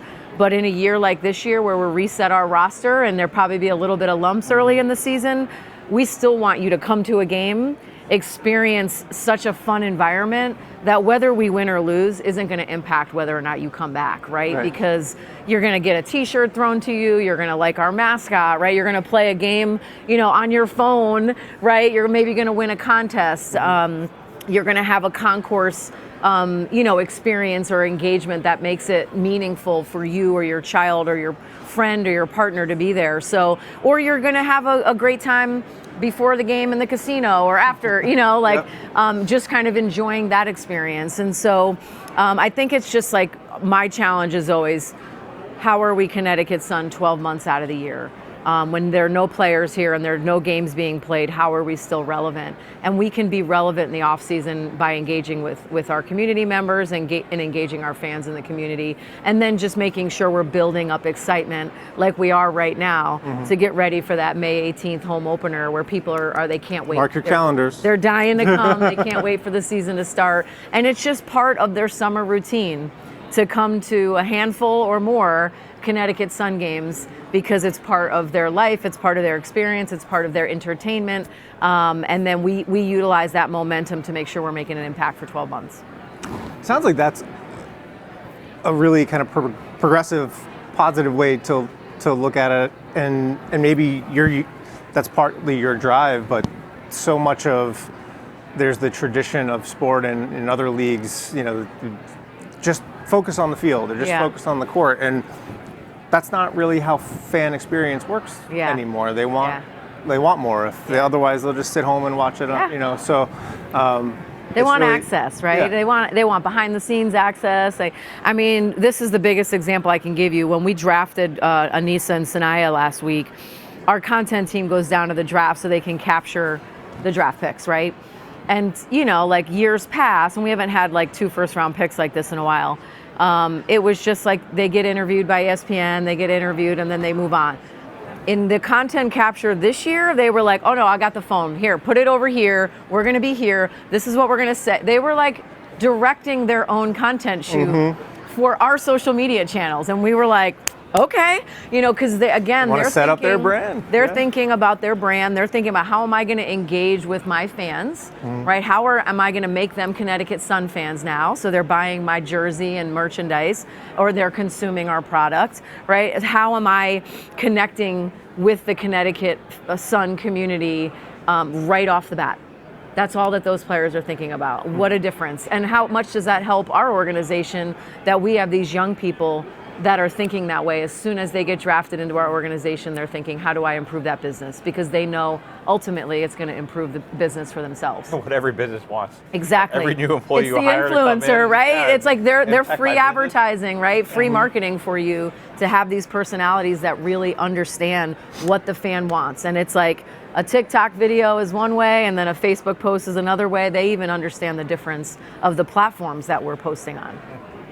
Well, they're kind of defining their own monetization. Yeah. Right. And it's on their own terms, which is a flip from how it used to be, so to speak. Chris, are you seeing more of a interest from Connecticut businesses in exploring, relationships with athletes, or being driven by founders that have connections to former playing days, where they're starting from a seed of broader visibility? Yeah, it's to get their business brand out there, right? So they're connecting. I remember Juno was with one bank at one time. Yeah. Randy Etzel was with another one.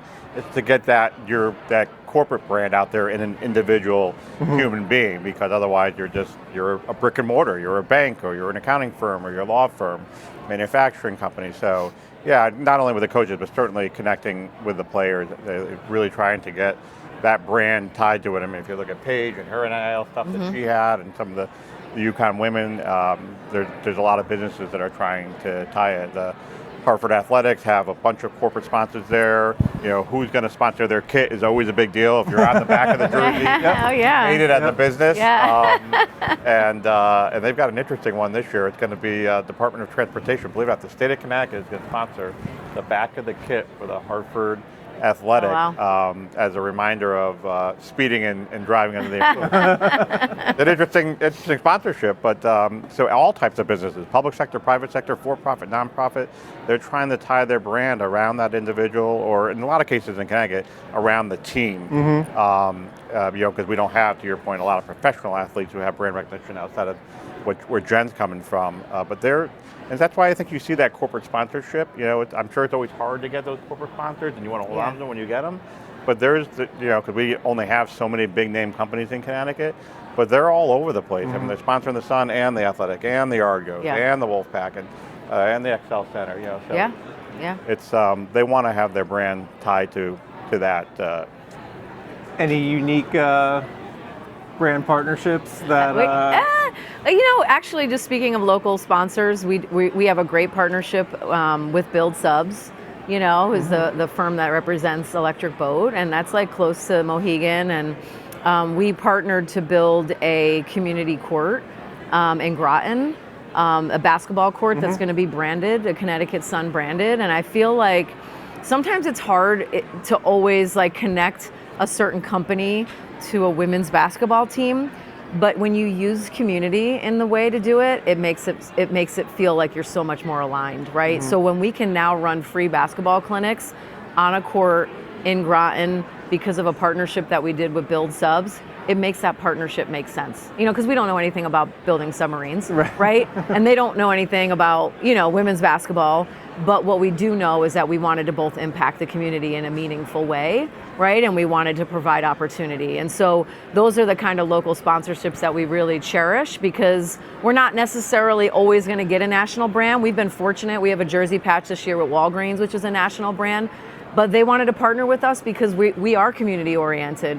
And they wanted to do health drives with us, and they wanted to partner with us in ways that would be impactful in a smaller community rather than a big city. So I think we've been really fortunate to, I think, be very selective about who we partner with and making sure that their values align with the Connecticut Sun values, and that we're finding, you know, just the meaningful events or content series or behind the scenes things that allow us to showcase what's important to both sides. I think a lot of times we look at, you know, how we brand or partner just in Connecticut, and we know commerce and broadcasting and sport is worldwide, right? So I think, Harrison, when you think of putting your stamp on merch or gear or, you know, relationships that are really reaching into full new markets, like what are the criteria, the standards that you look for that carry you forward most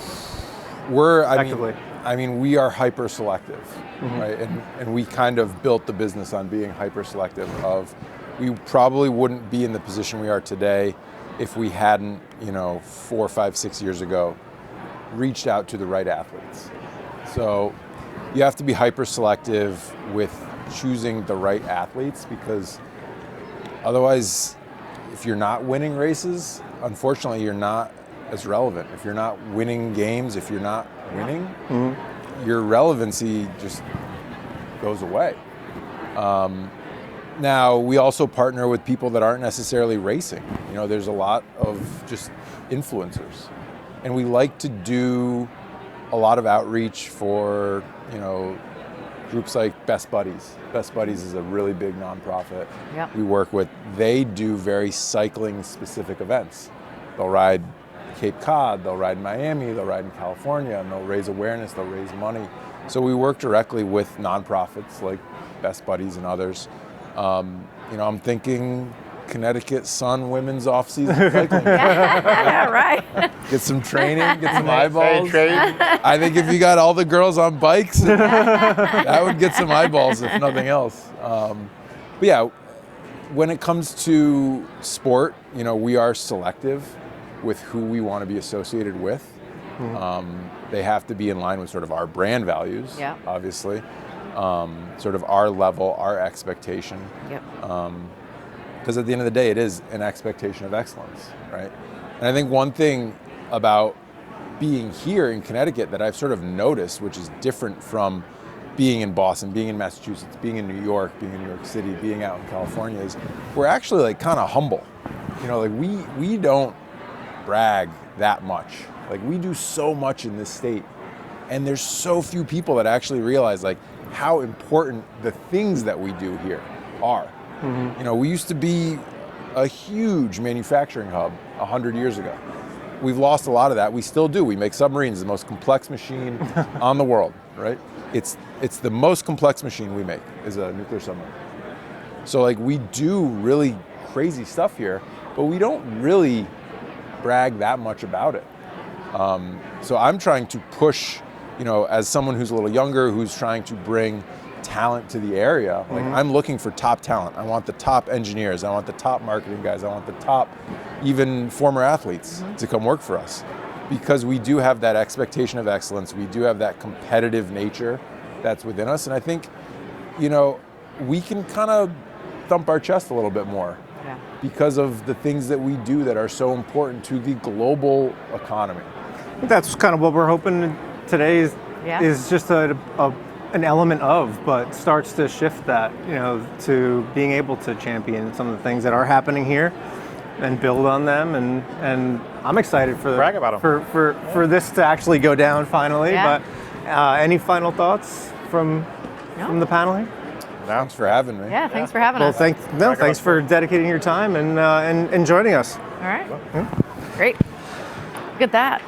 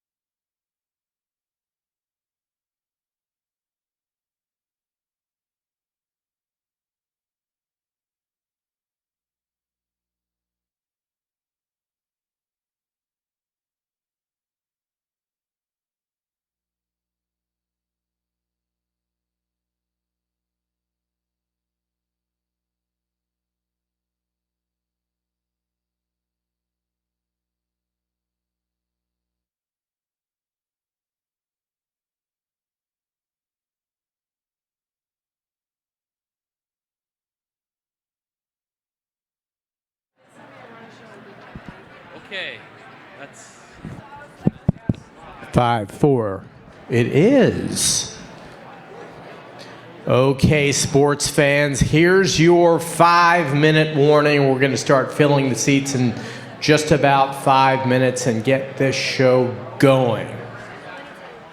5 minutes, Connor. 5 minutes, Jimmy. That's my best Jimmy Allman impression. Wait, that's some good audio. I'm not used to it. Wow. That's great. Guys, are all the are there going to be mics on every seat up there too?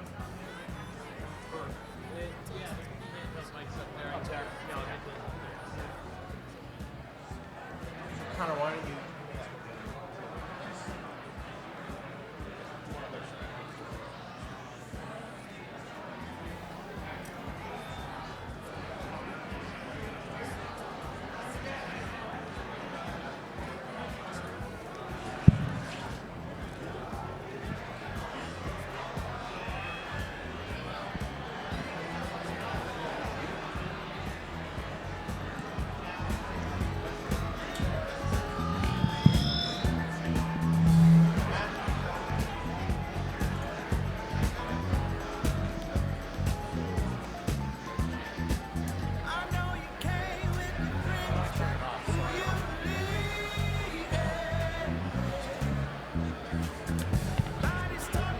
How do I turn it off? That's Jimmy.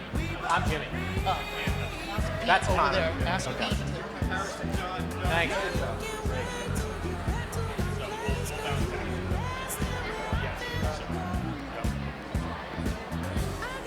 Are we sitting?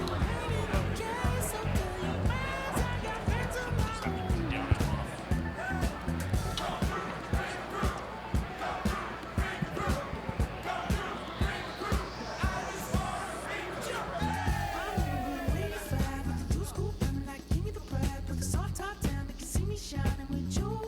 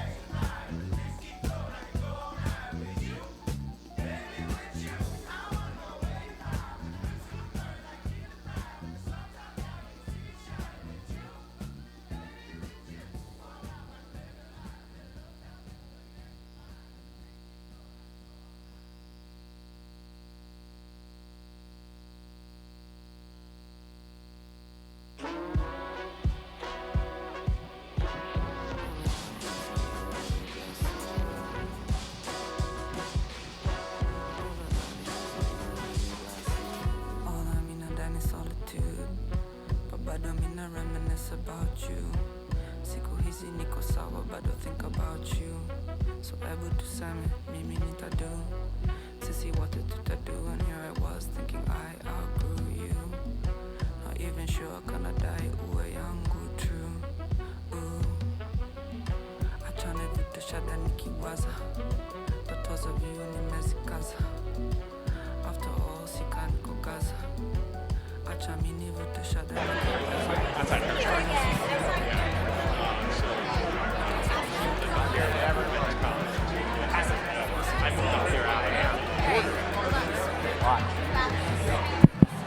I'm emceeing, yes. Right now. All right, everybody, let's gather around. Mike, feel free. Take us, Neil, let's gather them. Let's do this. We're ready. Foxwoods.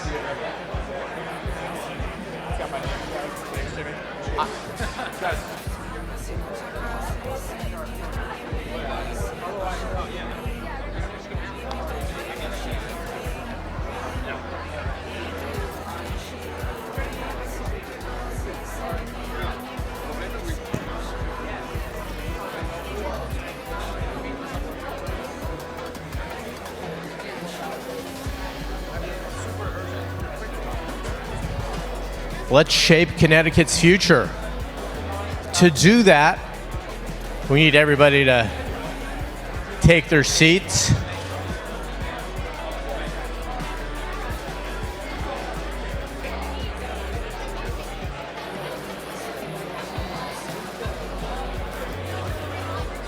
Good luck.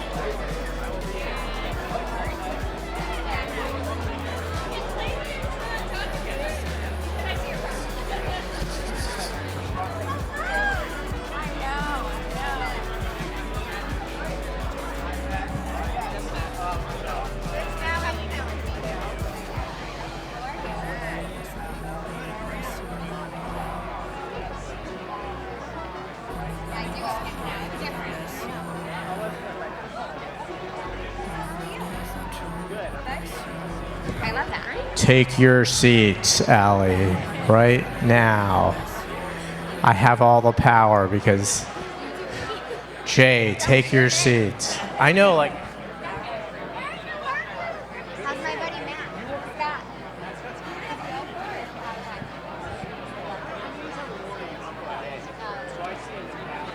Yeah. He's the one by my dad.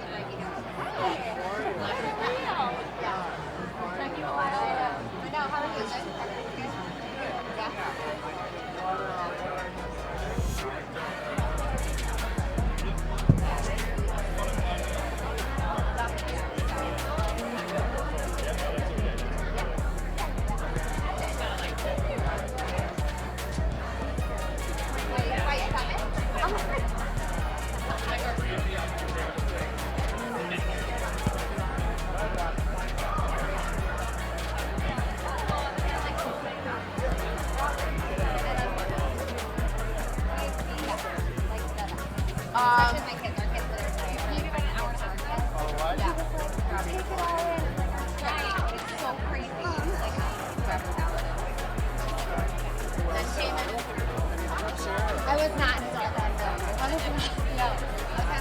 I overheard when you were talking to Kathy. I was like, I'm 37. No, I was like 21 and like having a great time. Yeah, we were all having a great time. No, remember Diamond? Graz? Is he coming? Cashman, I talked to him. Okay. I see every day. Yeah. He's on a good person. Okay. Do you see Zalela's? My husband actually, my husband works in Max Whisper. He sees Zalela's all the time. And I like that. Now, like me here, behind the bar. The best bartender ever. Yeah, he's great. That's your husband? That's my husband. Yeah. Oh, I love you. Same with the beard or without? Yeah. Yeah. I like Rody. I like the other. Me too.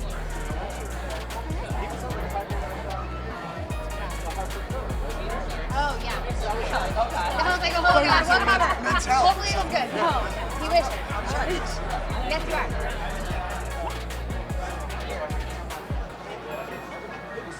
Nice to see you.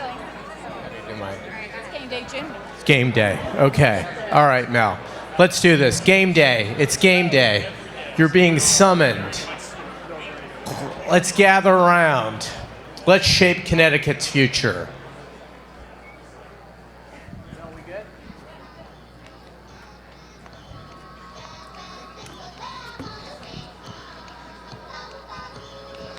Hi, Foxwoods. Let's hear it, everybody. We made it all the way here. We've come a long way from Cheshire. More volume, please. Better. Okay. Better. Connor, you can... Well, I think we can't get that close to each other. I'm Jimmy Altman from Fox 61. This is actually my 6th shaping event, so I'm very pleased to be here. The evolution has been phenomenal, and it's really fun to be here in Mashantucket. My tag team partner today, you might recognize from such sporting events as, I don't know, maybe the Hartford Yard Goats? The Hartford Yard Goats, that's correct, Jim, thank you. Connecticut Sun, Indeed. UConn. Yes. It's game day, Connor Geary, everybody. Well, I got a fist pump. You got... Nice to see you. They're psyched. It's almost like being at Duncan Park when they see you, Connor. If I threw T-shirts out to this crowd, it would be exactly like being there. So is Choo Choo here? Day off. You know, the team's away this week, so we like to let them take a little rest. I like sometimes even Toner. You got game day, Connor, and he wants to know where Choo Choo is. Choo Choo can't talk, Jim. Okay, Chompers? Terrible for this conversation. Chompers also can't talk. Fun fact. It is really great to be here for Shaping CT's Future, our sports and entertainment edition. Thank you to everybody here at Foxwoods, our hosts. This is new and different territory and fabulous that we have been able to make it all the way here. So thank you to all of our showcase vendors and sponsors. I know a lot of you have got a chance to get up close and personal and say hello, and they will be here throughout the event. Make sure to stop by, check out their wares, thank them for being here and helping to support this conversation, and thank you as well for participating in this. When I got in here earlier today, they told me over 750 people had signed up and registered for this conversation, which is wonderful. That's our biggest one yet, Connor. And it's because you're here, Jim. Yes, for sure. We encourage everybody, Connor, right? You should take photos and... Get social with us. Take photos, take videos, and when you're posting to your favorite network, especially LinkedIn, as professionals that we are, be sure to use the hashtag #ShapingCTsFuture, #ShapingCTsFuture, so that we can continue the conversation going and let everybody know that you're participating in this today. Also, parenthetically, we should also mention that if you want to see any of the podcasts today, we've been streaming them. We have them on Fox 61 Plus as well. Well, I want to introduce the driving force behind all of these shaping events that have happened in the past year. Sam Barrett is the Senior VP of Client Services at the Rebellion Group. He is the executive producer of Shaping CT's Future. Mr. Sam Barrett, where are you? Can you come up here, Sam? Sergeant Sam.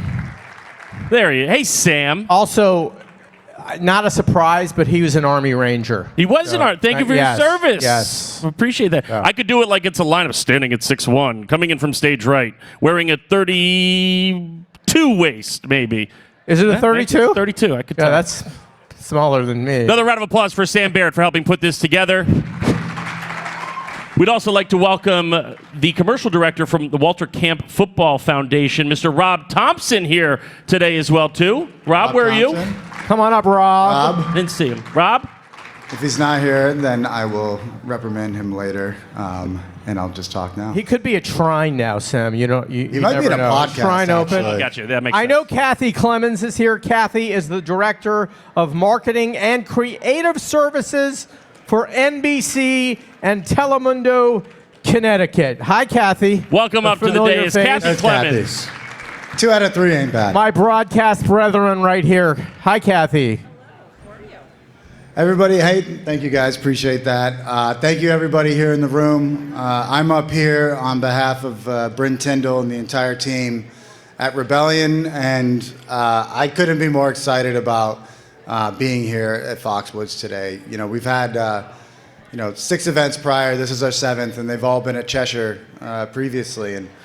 And to move into a venue like Foxwoods, to have the stage and the environment that we have in the setup, it's pretty special. And first I want to thank the Mashantucket Pequot Tribal Nation, in particular Chairman Rodney Butler, for his support of this event. It really means a lot.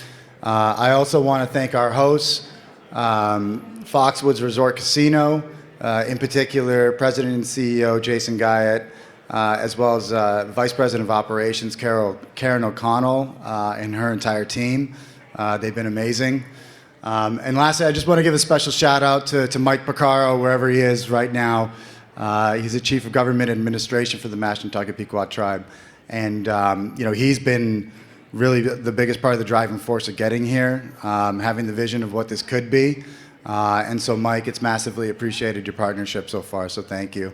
I also want to thank our long-standing partners, the Fox 61 team, Mike Evans, Eileen Armis, Michelle Ryan. The ability for us to live stream these events, the podcasts, and all the content to audiences outside of the walls is because of them. And now, the messages from our thought leaders reach thousands of people. And so we've got a more informed populace here. And then I'd also really like to thank Dan Barron, Don Gazaskis of HB Live. They're our long-term production partner. They've done an amazing job not only here, but on all of the work they do, across different conferences, panels, et cetera. So thank you all for coming. We've got a great show today, a great event. We've got 2 panels that we're going to be featuring, talking about community development and workforce engagement and, the impact of technological shifts and innovation when it comes to how fans are consuming sport. So we're massively excited about that. But I have Kathy up here to talk about this new program that we're launching at Rebellion Group, and I wanted to quickly give that a shout out. We're going to be unveiling and making available to the public a new program called the CT Season Pass. And so what we're doing with that is we are going to be aggregating and then housing all of Connecticut's top tourism attractions in one central hub.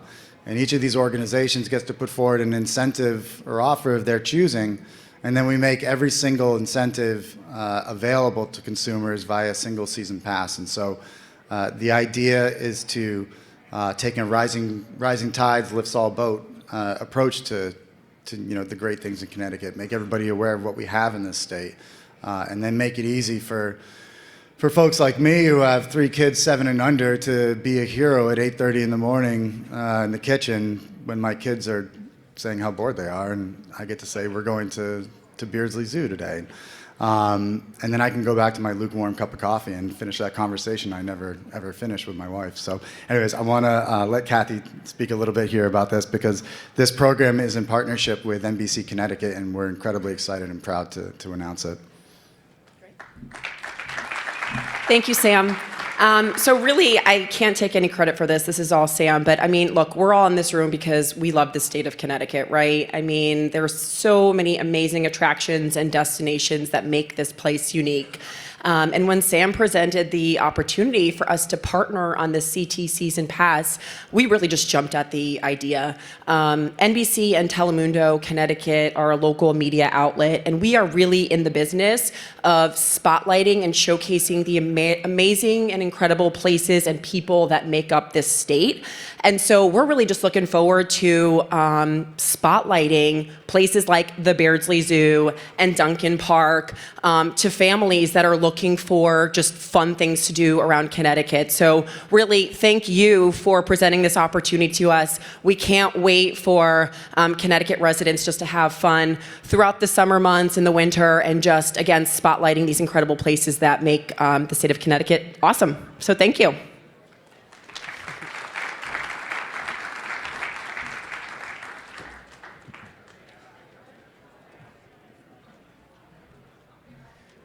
All right, thanks, guys. And now we'd like to introduce our first speaker. He doesn't need an introduction, but we will do it anyway. He is Rodney Butler. He's the Tribal Council Chairman for the Mashantucket Pequot Tribal Nation. He is our host here at Foxwoods, and he's an old friend, and we're thrilled to be here, Rodney. So why don't you come on up?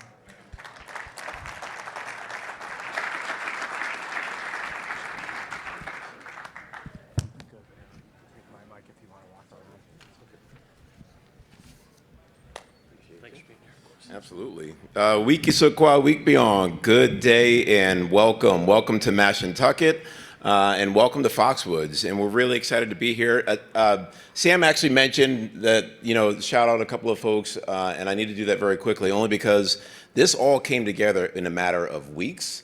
And it really is a compliment to the amazing team that we have here at Foxwoods. It's a great space, great bones, but it doesn't come together if you don't have great staff. And we are fortunate to have the best staff in the entertainment industry. We're led by the greatest CEO in the entertainment industry with Jason Guy. Jason, I see you out here somewhere. Did he step out? Jay, stand up, Jay. Jay Guyette, everybody.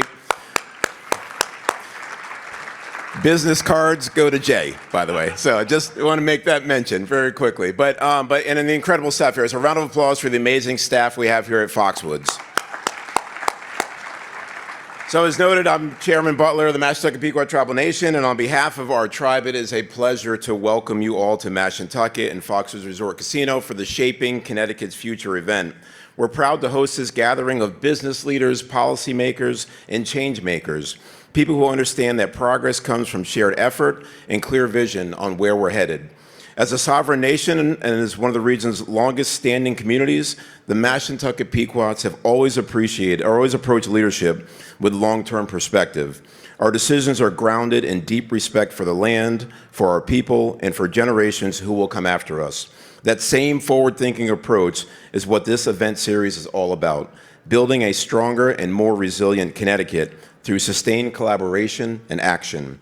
What began here as a story of survival has become a story of economic leadership here at Mashantucket. Foxwoods is a well-known example, but it's part of a broader effort of ours to diversify and invest in growth that benefits our nation and the region at large. Through our Command Holdings, our non-gaming investment arm, we build the future that reaches well beyond hospitality and entertainment in areas like government contracting and professional services. We've also developed and expanded ventures like the award-winning Lake of Isles Golf Course just across the street, the Norwood Spa Collection, Pequot Healthcare Network, and our soon-to-be-open, literally tomorrow, Great Wolf Resorts at Mashantucket. How about a round of applause for that? Little known fact, that is the largest private construction project within the state of Connecticut. So that's a big freaking deal. Just want to note that for anybody that was wondering. But we've also we're also committed to our history and our culture, and we have our renowned Mashantucket Pequot Museum and Research Center, which is the largest Native American museum on the planet, just a stone throw away from here. So we'd love to get you over to all of our facilities. All of these efforts are rooted in the same principle: a thriving community and a thriving state depend on bold ideas paired with real follow-through. That's the charge that we hear from Shaping Connecticut's Future, and it's a challenge that we're proud to take on here at Mashantucket. By the way, while you're here, I hope that you take a little time to explore the things that Foxwoods and our resort community have to offer, whether it's the fine dining, shopping, a show, or simply unwinding at one of our incredible spas. We definitely have something for everyone. And of course, I wouldn't be too upset if you found your way over to the slots and tables and made a local contribution back to our community. We're okay with that. So, but again, this just isn't a venue. It's a place that represents what's possible when vision, resilience, and partnerships come together. I hope today sparks new connections, encourages thoughtful action, and reminds us all of the shared responsibility we share in shaping what comes next for our businesses, our communities, and our state. I say katapatu imu to you all. Thank you all for being here again. And again, welcome to Mashantucket. Thank you.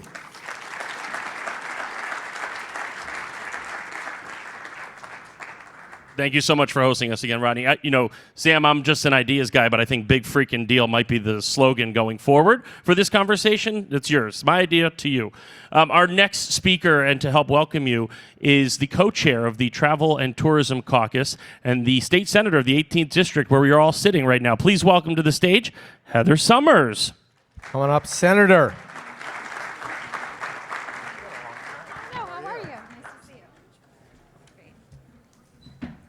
Good afternoon, everybody, and welcome to the best part of Connecticut, Eastern Connecticut. What an incredible honor it is to be here today to work with you in shaping Connecticut's future. I don't think of this as an event. This is a celebration about everything that makes Connecticut a vibrant, dynamic, and inspiring place to work, live, and raise a family, and to visit, of course. We're here to explore the game-changing impact that sports and entertainment can have on our state and has had on our state. And trust me, we're ready to light up Connecticut. I hope you all are out there in the audience too, like never before. I want to extend a heart-filled thanks to Rodney and Mashantucket for hosting this today, and to the Rebellion Group for putting this together and crafting such a great platform to bring us all together, leaders and visionaries from across our state. Your commitment to innovation, collaboration, and Connecticut's continued growth is going to help us pave the way for a bold and exciting future for everyone in the state of Connecticut. When we talk about Connecticut's role in tourism and sports and entertainment, we're really standing, especially here, on the shoulders of giants. This state has such a rich legacy. It stretches back for centuries. From the showmanship of P.T. Barnum, who called Bridgeport home and helped put Connecticut on the entertainment map, to the present-day excitement of sold-out arenas right here, music festivals, and championships. We've always been a hub of imagination, spectacle, and culture. So from the roar of our sports stadiums to the electric energy of live performances you can find across Connecticut, flowing from our local venues, Connecticut is a place that pulses with life and passion. And let's not forget our breathtaking beauty, from stunning coastlines to charming towns, hidden gems in every forest and vineyard here across our state. We truly offer something for everyone, no matter what your interest or what your adventure. Whether it's an adrenaline rush, cheering for our beloved sports teams like the Yukon women, thank you very much, the thrill of the stage, or a peaceful escape on our hiking trails or at one of Rodney's spas. Connecticut has a way of making you fall in love with it over and over again, season after season, year after year. So as the proud co-chair of Connecticut's Tourism Caucus, I can tell you, I can see firsthand how vital all of your industries are to our state, not just to our culture and identity, but to our economy. Tourism, sports, and entertainment aren't just sectors, they are powerhouses that drive Connecticut forward. They bring people here, they create jobs, they fuel small businesses, and they make all of our communities thrive. Think of all the places in Connecticut that make a buzz. The Excel Center, where sports legends are made, world-class concerts light up the night. Hartford Healthcare's amphitheater in Bridgeport, a true gem that has transformed our waterfront into a hub of music and energy and community pride. Don't forget our Mystic Seaport or our Mystic Aquarium, some of the #1 tourist destinations in our state, where history comes alive for generations to share. And of course, Foxwoods, our generous host today, one of the largest resort casinos in North America. This destination blends culture, entertainment, hospitality, and economic vitality in a way that no other place can do. So these places are not just landmarks, they're gathering spaces, they're economic engines, and they're keepers of our history and the beacons of our future. They fuel small businesses, they employ our residents, and they attract visitors globally. And that's what makes today so special. We're gathered here with trailblazers and innovators, the leaders and the artists, the entrepreneurs, all of you shaping the future of Connecticut in ways we could not even imagine just even a few years ago. You're making Connecticut a force to be reckoned with on a regional, national, and global stage. I want to say Connecticut is the most opportunity-filled state in our country, and the work that you're going to do today is nothing short of inspiring. So I'm just going to do a pitch now. If you're looking for another opportunity to showcase your role in tourism, sports, entertainment, it's not too late. We are having Arts, Culture, Tourism Day at the Capitol on May 7th. You can sign up and show the governor and all the legislators what a great sector this is here in the state of Connecticut. It's an event that gives you an opportunity to highlight all the work and connect with others in your industry and celebrate everything that makes Connecticut wonderful, and this a premier destination. So let's keep the momentum going today. Let's continue to keep Connecticut tourism, sports, entertainment on the map. I want to thank you all for your passion and dedication for playing such a pivotal role in our future. So let's go out today, enjoy the event, and continue to shape Connecticut's future. Thank you. Thank you so much, Senator Summers. We appreciate that. Thanks, Senator. And just to dovetail that, I was at Great Wolf about 3 weeks ago when they were putting the finishing touches on it.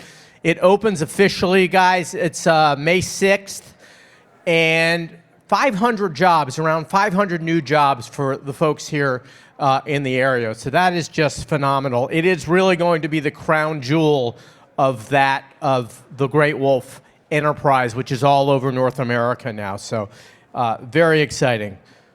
Connor. You'd like me? All right, very good. At this time, we'd like to welcome you all again, the town manager of Cheshire, and Angela Adams, who is the executive director at the Greater Norwich Area Chamber of Commerce. Sean Kimball and Angela Adams, please come on up. We have Sean here now. Sean's here now. I jumped. You had this information on. Okay, I had this information. We want to give props to our roots here. And Sean from Cheshire, we've been through about 6 of these together, and they get better and better. So thank you for being here, Sean. Really Cheshire is representing. All right. Thank you. I'll be very brief, but we are incredibly proud to be the home of the Rebellion Group. As Jim said, we've hosted a number of these in Cheshire before. It's incredible to see such an amazing turnout here today. I'm considering this sort of Cheshire East for today, but we are, again, the proud home of Rebellion Group, also the proud home of Tater Baseball, who I know is here today, a number of other folks in the sports and entertainment industry, which really, that's an industry that has a ripple effect across, so many different businesses, like the town of Cheshire has. Pinnacle Marketing Group, which produces all of those amazing broadcast sets that you see for ESPN and other sports productions across the country. We even have a manufacturing company in town that makes the gold buttons on the Masters jacket. It was just awarded to Rory McIlroy the other day. So we're proud to be a community that is benefited from the incredible sports industry in this state. And we're also the proud home of both Chris Berman and Dennis Denninger, who I know you'll be hearing from a little bit. So again, thank you all for being here today. We wish you a wonderful conference and have a great time. Thank you. Thank you, Sean. Thank you, Sean. I'd like to introduce our first keynote speaker today. Before I do that, I just want to pick up on something that the senator was talking about. I've had the privilege, Jim, of being at a number of the venues front and center, and the energy and the vitality that sports and entertainment have brought to the state of Connecticut, certainly in the 7 or 8 years that I've kind of been participating in the way I have, has been tremendous, right? And the success of the programs themselves, the smiles, the engagement with families and businesses and partners has been really, really strong. So as we start really the formal piece of the conversation and conclude the introductions, it's just really invigorating for me to participate in this day because I've seen firsthand what it does for local businesses. I've seen what it does firsthand for the organizations, the families, the quality of life that it helps bring. I'm the father of 2 young girls, and I look forward to raising them in this state and making sure that they are participants in all of the things, certainly that Heather was speaking about, Rodney as well too. So it means a lot to be here, and I'm so glad, Sam, thank you for putting this conversation on. But let's get to our first keynote speaker. He is a multiple Emmy award-winning television innovator. He's produced live sports on 6 continents and across the United States of America. He launched more than a dozen new series on ESPN's television and digital platforms, and he developed for American television the digital line calling system that is now used in virtually every tennis broadcast. But wait, Connor, there's more. Yes, because Dennis was the founding director of the Sports Communications graduate program at Syracuse University. Let's hear it for the art. A smattering. Wait a Let minute. the record Wait a show minute. there was a smattering of applause at best. I just like to state for the record, I'm a Syracuse grad, a UConn dad, okay? So, yeah, okay. He said UConn dad. Make some noise for the UConn part of that family. There we go. Slightly elevated smattering. Dennis is now professor emeritus at Syracuse. He has spent over a decade researching the impact of the Super Bowl on American life, and his new book is entitled The Football Game That Changed America, How the NFL Created a National Holiday. Everybody, please welcome Dennis Denninger.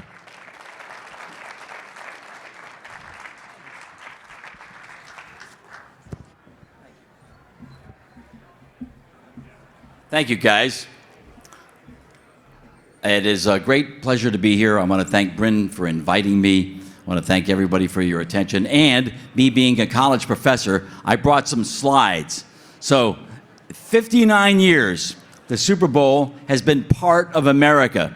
And what I've been researching and studying over the past 15 years is how large that impact is. Super Bowl Sunday is an unofficial holiday. A lot of people say it should be an official holiday. It's winter's 4th of July. The economic impact in the United States is over $40 billion per year. And that's all 50 states. So you can do some division there and have some of Connecticut's impact as well. The event has changed dramatically in its first 59 years. And what I want to do here is talk about what we can expect in the next 41 years, changing sports, changing entertainment, not just changing the NFL, but changing everything in sports and entertainment. Super Bowl 100 is only 41 years away. And there are so many possibilities and opportunities that the sports and entertainment industries have for us in those coming years. We can expect innovations and with them creative solutions in media coverage, customization of media delivery, global distribution of media, transportation. I'll be talking in a bit about the supersonic air travel that's going to change all of sport here within the next 10 years. Stadium architecture and parking. There's so many changes that will happen, and there are a lot of talented people in this state who work in these fields. The amenities that you get when you go to a sports event, food service management, customized seating. Imagine if every time you sat down at a sporting event in an arena, the seat automatically conformed itself to you. Not just sitting in one of these regular, conformed standard seats, but imagine if any place you went, you could have a customized seat. Changes in security, ticketing innovations, and wagering. Whole lot of wagering going on. Connecticut, in its history, has been defined by innovation.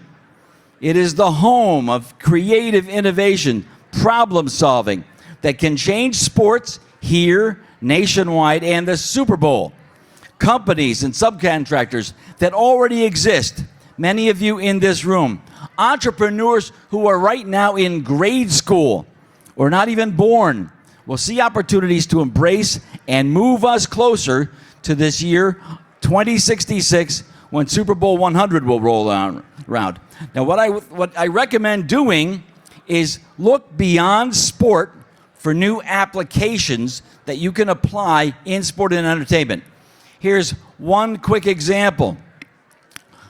Jimmy mentioned that I brought the shot spot and Hawkeye system to the United States. We introduced it to international sports television from a system that Dr. Paul Hawkins was using for cricket. It was a cricket system, and we developed it, and we changed it into what is now its standard across all of tennis.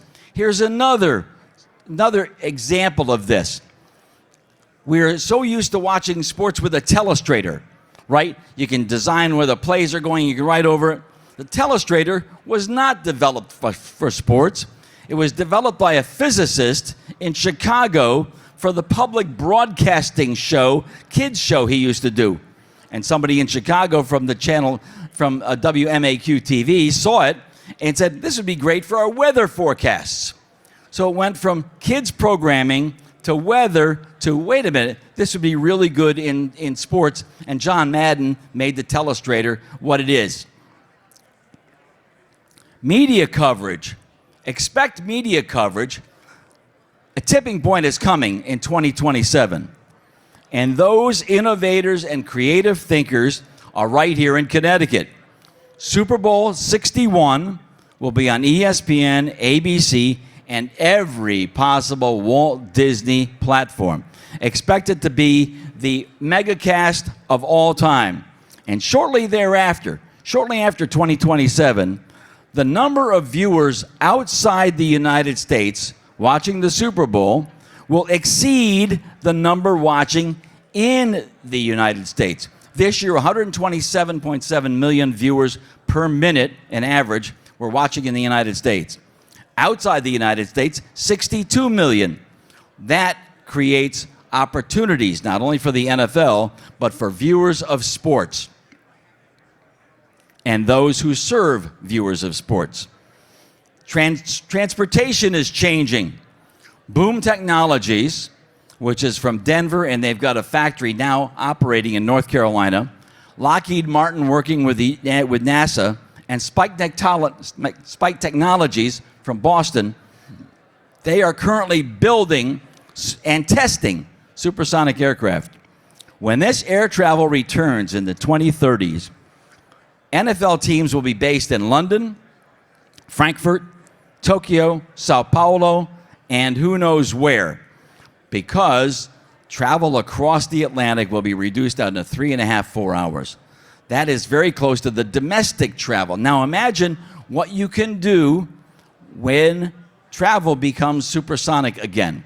They talk about boom because they got rid of the sonic boom. And I fully expect that with the introduction of overseas teams, global teams, that there will be a Super Bowl overseas. It will raise a lot of eyebrows here in the United States. The NFL will figure out a way to reward all 32 of its teams for sharing the Super Bowl with Europe. But that's what I expect because the globe is getting smaller as travel improves. Think about all of the architects in this state and the architectural businesses.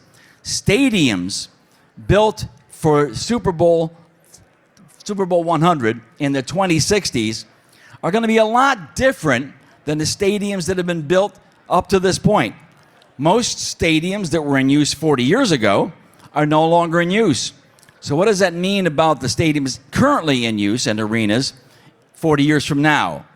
The newest stadiums have radically different architecture. Lots of innovations, new ideas to serve fans with new architecture 4 decades from now. This is not just about the NFL. It's about innovating sport. Innovations will be needed for everywhere. Crowds, bottlenecks, delays to serve fans, to serve your customers. Food counters, bathrooms, security, parking, all will change.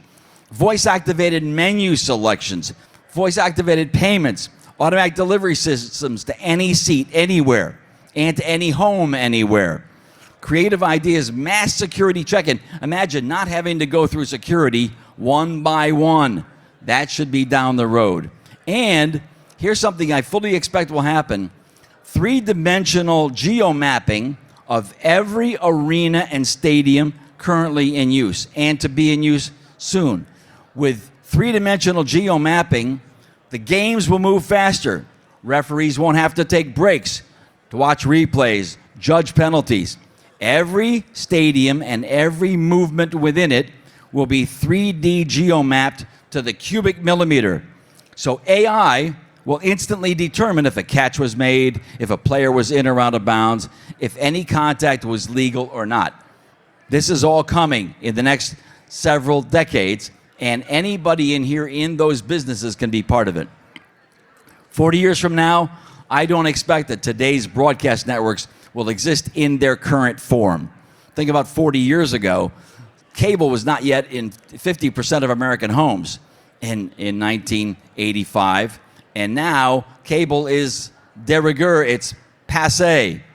2025, more than 10% of the viewers watching the Super Bowl were not watching it on Fox. More than 10% were streaming the game. Prime Video, which is showing NFL games, has 164 million subscribers in the United States. That is more than ever subscribed to the entire cable television industry, which was the big thing 40 years ago. Think forward. Think about this. You could buy a ticket to the Super Bowl, never leave home. The NFL is going to make billions of dollars by selling multiple tickets for every seat at every Super Bowl. First ticket to a fan is for that person who sits in the stadium seat.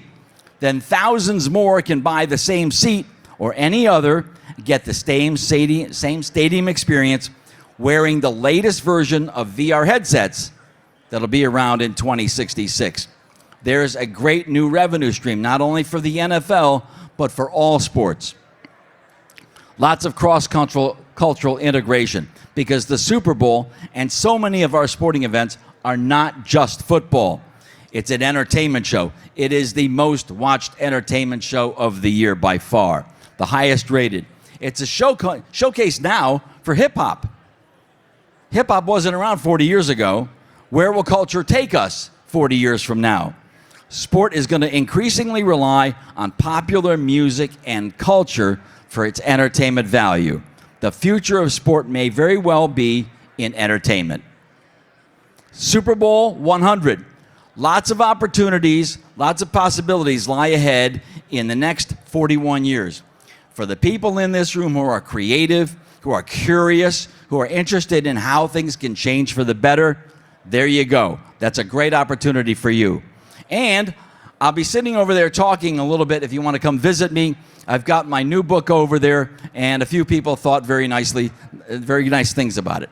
Thank you very much. It's great to be here. I hope I provoked a few ideas.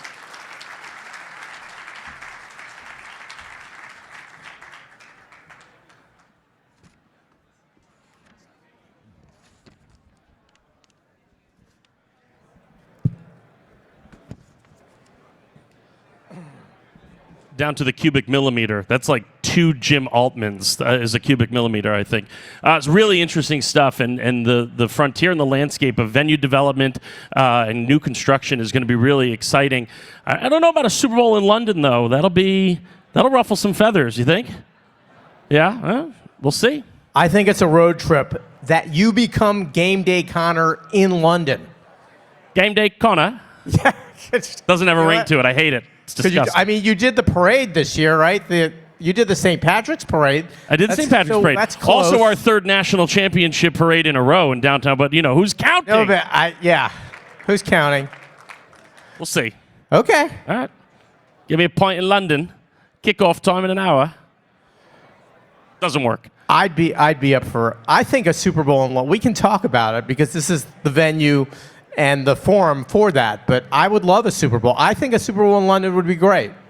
Jim, you'll be like 96 years old broadcasting on a supersonic flight. I don't know. That's actually good content now that I think about it. I'd be up for it. Who's coming up next? Suzanne is. Is she? Yes. All right. Bring her on up here. We've got the founder and CEO and CCO of AbleMade. It's Suzanne McKenzie. She This is the soccer-inspired apparel and accessories brand that combines social giving with responsible manufacturing practices. She's also the host of the Purposefully podcast on iHeartRadio and founder and board chair for award-winning nonprofit UCal McKenzie Breakaway Foundation. Her 26 years of experience includes advertising and design consultancy for brands like Tom Ford, Timberland, Puma, the Olympic Games, and ESPN, among many others. Suzanne is a 2024 AIGA Fellows Award recipient and was selected and recognized at the White House by President Obama as a global emerging entrepreneur. Her work has been featured in Business Week, Vanity Fair, Vogue, and more. Everybody, please welcome Suzanne McKenzie. That is a resume. Come on up, Suzanne.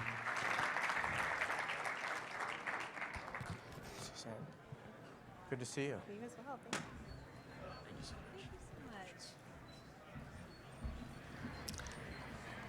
Good afternoon. All right, one more time. Good afternoon. Better. First, I'd like to start with some gratitude for our amazing hosts, both Rebellion Group and Foxwoods, for their leadership in helping shape CT's future. So, a round of applause, please. All right. Okay. By show of hands, I want to know who considers themselves a leader or a team player. Okay. By a show of hands, how many of you consider yourselves bucking the status quo, that same old, same old? And this can apply to if you play a sport, if you're in business, if you're at home. Okay. And by a show of hands, who applies discipline, determination, or dedication to anything you do? And I know that one person, at least one person, should be raising their hand because somebody told me this morning that they made their bed. Okay. So those attributes, I call them an athlete mindset. And it doesn't mean that you ever had to have stepped foot on a field or a court to play a game, but they are certainly characteristics that can build character when you are playing a sport, but you also could, learn those in your daily life, in your upbringing, if you've had challenges in your life. And I'm going to talk a little bit about that today and how I've applied the athlete mindset to build both my for-profit fashion business and my nonprofit soccer foundation as well. And I'm also going to talk about how I've been able to grow and scale my business in the Connecticut ecosystem. So these are some of the brands that I've touched. I listed some of the more athletic and fashion-driven ones, but I, started my career in a very big ad agency in Boston and have done a lot of consulting on the side with big brands, Fortune 500 businesses and global businesses. So I'm using that experience and network and community that I've built with those brands to build my own business and nonprofit. So I was a 3-sport athlete starting my non-professional career in 2nd grade. So that's me behind the trophy when I was 12. We won the state of Maine championship for softball and proceeded to come to nationals in Massachusetts, where we promptly got our butt kicked from a team in Connecticut. So this is a full circle moment for me. But I did start to learn about that athlete mindset all the way back to 2nd grade, to this moment, and when I was 12, all the way up through college. And it really helped cultivate these skills of teamwork, passion, the 3Ds, discipline, determination, and dedication, to really help me understand how to deal with adversity and how to build a really enriching team and culture, no matter where I was, whether it was with a friend group or business. It was really, really formative. A really, really formative brand for me to deal with when my dad did Ben & Jerry's refrigeration was Ben & Jerry's. It was literally my first taste of how an amazing brand could marry great tasting product with great branding and great values. So it really shaped how I thought about business and was really formative. You know, even when I was working with those big brands, I would always find time to do nonprofit work on the side. It was really important for me to give back to the community through my design work. So all of those things between sports and this brand history that I've had and working with some really great brands, and that Ben & Jerry's story about values-driven work really helped me with the hardest moment of my life when I lost my husband to sudden cardiac arrest. He was playing a soccer game in Boston when he was 32, and we weren't expecting this to happen because he had no heart health history.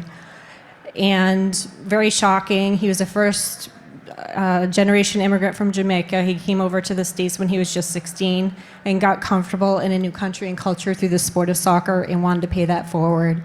He became the first in his family to get his master's degree in Boston. He parlayed that into a guidance counselor position at a local high school and became their boys varsity soccer coach. But he was probably best known in the Boston area for his really great work with underserved and lower income families, and really connected with that group. And this was not only a loss for me, my family and friends, but also to the community at large.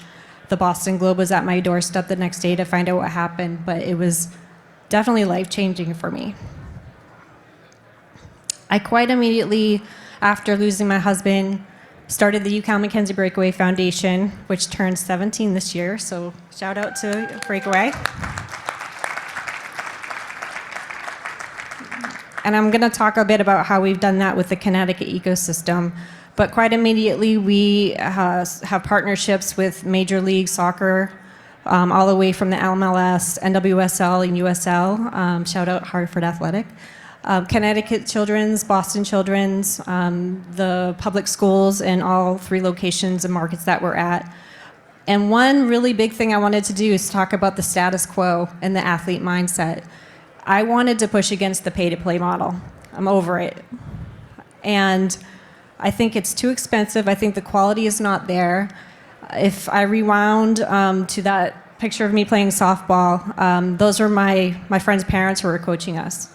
I think there's a lot to be done in that youth sports space. So I set out with the idea that this is going to be affordable, under $99 for each child to participate. A lot of them participate for $0, and do week-long camps and clinics that brought in people like the New England Revolution players, Christine Lilly, who's the most capped player in the world. Barcelona MVP has come twice to teach our kids soccer. So I didn't skimp on the quality, even though the price was affordable.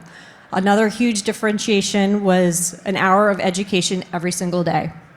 So I was able to partner with great professionals from Connecticut's Children's and Boston Children's Hospital and other professionals to teach hands-only CPR and A&E awareness based on what happened with my husband, but also financial literacy, concussion education, suicide prevention. And we work really, really closely with our public schools and our youth programs to identify the topics that are most meaningful for our kids.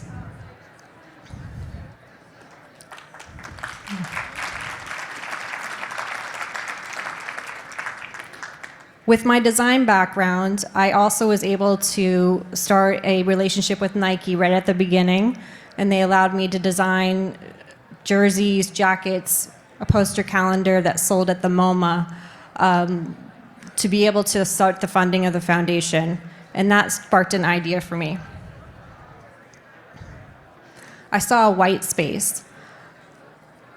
I saw that nobody and no brands were really combining sort of the Ben & Jerry's of fashion, right? So I wanted to combine that values-driven, great product and great branding together.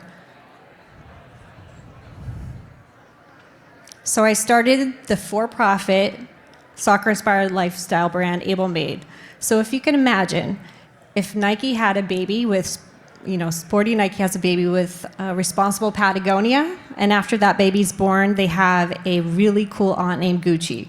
So we were this intersection of sport, responsibility, and elevated style. Some immediate partners are Burberry, Puma. We've partnered with Project One Way and Apple.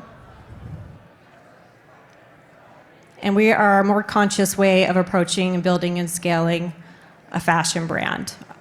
Fashion is one of the most polluting industries in the world, and the top 3 on many people's lists. And again, bucking the status quo of how things are done in business as usual, we wanted to do it differently.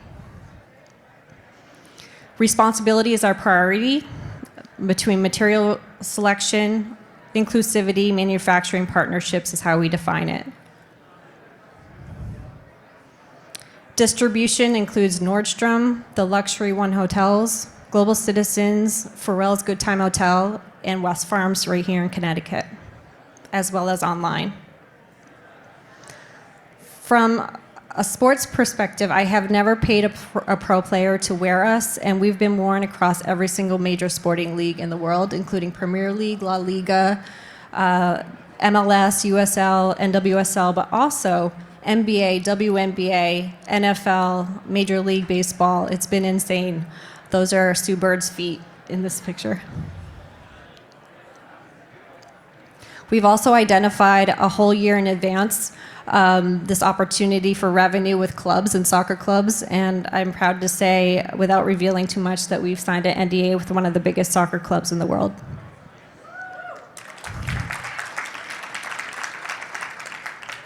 We have gotten some love from some really great media as well. Everything has been earned, not paid. And we are planning to get acquired, or that is our goal, so that we can, find a strategic partner where we can grow our business faster than we could on our own. And we have some examples here of what we've seen in the market, and there's an appetite for what we're doing, but in a more responsible, sustainable way. So again, just building on the athlete mindset. In the early days of losing my husband, I just wanted to make sure I could be motivated to get up in the morning again. And I wanted to challenge the status quo of how business was done as usual in the spirit that he was doing it as well. The teamwork that we have, this brand has been built on partnerships. So I'm just so grateful for everybody who's been on this journey with me. And that 3Ds, discipline, determination, and dedication, is something my husband actually instilled in his teams. And I stole it, and I've applied it for our foundation and the way that we practice our values and work every day. And I'm just going to zip through. I know I'm running a little bit behind on time, so I'm going to go zip through real quick. But strategic partnerships, AKA teamwork, right? So I wanted just to address how I've been able to scale my business in the Connecticut ecosystem. These are all of the brands I've been able to partner with since coming into the the Connecticut market since 2017. We've partnered with the Hartford Athletic and are proud to say that they've been a partner since day one. And they come to our camps, and we actually have our camps right at the Pro Stadium, Trinity Health Stadium.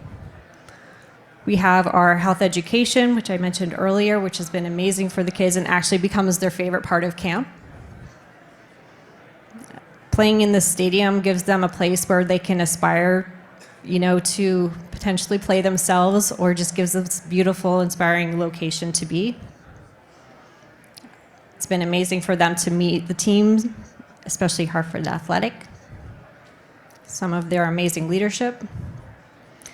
We had a year-long pop-up at the West Farms Mall in West Hartford, and we had some activations there with ESPN. This is Frank Leboeuf on the upper right. He actually won the World Cup for France. And Shaka Hislop played for Trinidad and Tobago and also played in the Premier League along with Frank, but had some really great activations. We've also worked with Athletic Brewing Company and Connecticut Art Directors Club. We've had some great episodes on Purposely in partnership with iHeartRadio, and this is Jaden Smith's Just Water, who's a partner for our foundation. And again, it's all about teamwork. And coming into this amazing Connecticut ecosystem has allowed me to scale and grow my brand and my foundation. One thing is just listening and understanding what your strategic partner, potential strategic partner needs and wants. align on those values and goals and partner, execute, and then repeat. This is my contact information if you want to reach me. We're on Instagram. Those are the handles. But it's been such a pleasure to be here and to be part of this ecosystem. I'm so happy. Thank you.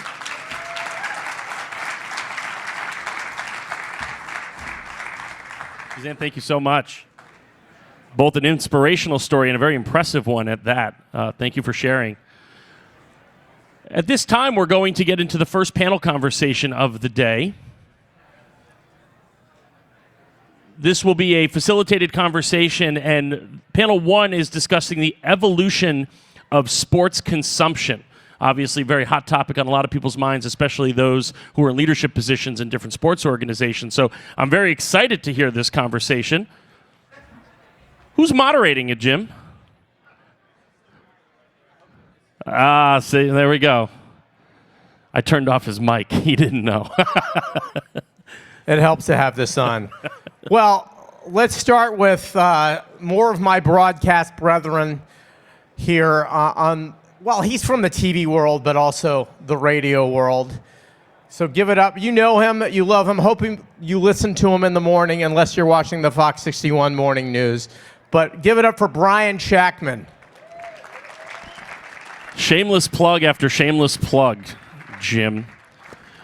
Our first panelist is the tournament director of the Travelers Championship and a good friend. Please welcome to the stage Nathan Grube. Getting ready, Tuesday. It's media day at the TPC. We're all excited. Next up is Carol Stiff, the president of Women's Sports Network, the president of Stiff Sports Media. Hi, Carol, come on up here. Please welcome on up the chairman of Hartford Athletic, Bruce Mandel. Hi, Bruce. And Nick Carparelli, the executive director of Bowl Season. Hi, Nick. Now, just a quick note for Nick. I do know that he has a hard out time, so when you see him leave the stage, he is neither sick nor being disrespectful to you, okay? We're just going to let him make his way to his next appointment. Does this work? Okay, you can leave now, though, right? No, we're done. Don't you worry. That was the worst introduction to me, like, ever. He's a guy. He's a guy. TV, he's on the radio. He does radio now. You wanted me to do it, didn't you? I would have liked Ladies and gentlemen, Brian Shackman. Woo! Now we're talking. Thank you, guys. I host a morning show at WTIC News Talk 1080. I did spend several years in television, some of them in Connecticut. I find it so interesting. What was the title again? The evolution of sports consumption. The irony is, and if you guys want to come in from the networking side, come sit down. It's going to be a good conversation. I started my career in the late 90s with a dot-com startup, and now I'm on AM radio. It's the wrong direction. It's a de-evolution? Yeah, but I'm hosting it, so that's the deal. We have a lot of interesting things to talk about with our panelists, but the thing I want to do is sort of lay out what we'll talk about. We're going to talk about elements of AI and streaming, about how they know about their fans, how they might incorporate sports betting into what they do, what the next big thing is for them, what some of their challenges are, what they're doing well. But I think it's really important to get a little bit more of a sense of who we have on the stage, especially Nick and Carol, because a lot of people don't know exactly. The Travelers is pretty ubiquitous here in Connecticut. Hartford Athletic, we cherish our teams here. Like, we cherish the Travelers, we cherish the Hartford Athletic, we cherish the Wolfpack and the Yard Goats, because that's, for sports outside of UConn, that's it, right? And in the Connecticut side, yes, thank you. Sorry about that. And I think it's really crucial for people to know exactly what you do, Carol, and Nick, especially you as well. So I want to start with you, Nathan. Just sort of introduce yourself, how long you've been doing what you do, and what exactly it is what you do. Sure. Nathan Grube. This is my 21st year here, managing the Travelers Championship. My first 2 years were the Buick Championship in 05 and 06. and then Travelers took over, and this will be their 19th year as title sponsor, which is actually the longest running title sponsorship of the tournament, longer than Canon. So it has been quite an evolution. We lost the tournament, got the tournament back, and now here we are a few decades later as the one of the signature events on the PGA Tour. So it's been quite a ride. Had learned a lot, made a lot of mistakes, learned from those, stole ideas from a lot of people in this room, a lot of people up here, whether you knew it or not, and that's what we're doing. So we're 52 days away from the tournament. It starts to keep me up at about 75 days out. So that's where we are. Hi, Carol Stiff. I'm from 31 years at ESPN. I'm a veteran of ESPN, had a great run. Primarily, my responsibilities were to acquire the rights for women's sports, especially basketball, college basketball, put the UConn Tennessee game together, launched the WNBA, keep going. Pivoted from ESPN successfully, and now I'm part of the president of the Women's Sports Network. The Women's Sports Network is a streaming channel that you can find on your connected TVs, such as Samsung TV and Vizio. We're also on those new chiclet of channels that you're finding on your TV, if you have YouTube TV, which I do. We're on Tubi, Freebie, Fubo, all of them. So our distribution is quite good. We're in 500,000 homes. And with our network, consider us 24/7, all women's sports. No subscription. We're not behind a paywall. You can leave here tonight or do it now and put us right on your phone. We're there for you whenever you want to consume women's sports. On the network, a lot of questions are, well, what rights do you possibly have? Well, we're limited. We're constrained a little bit by getting the larger leagues in women's sports, such as the WNBA. But those that have the WNBA on ESPN and ESPN2 and Scripps and CBS, and let's keep going now, they go from one game. For instance, ESPN could go from a WNBA game into a MLB game, into a hockey game, and they don't let any of the stories breathe. And that's what we're doing. We're the storytelling network for women's sports. So we're the surround sound of what all those major networks are doing with women's sports. And those are the stories that need to be told and are frankly not being told.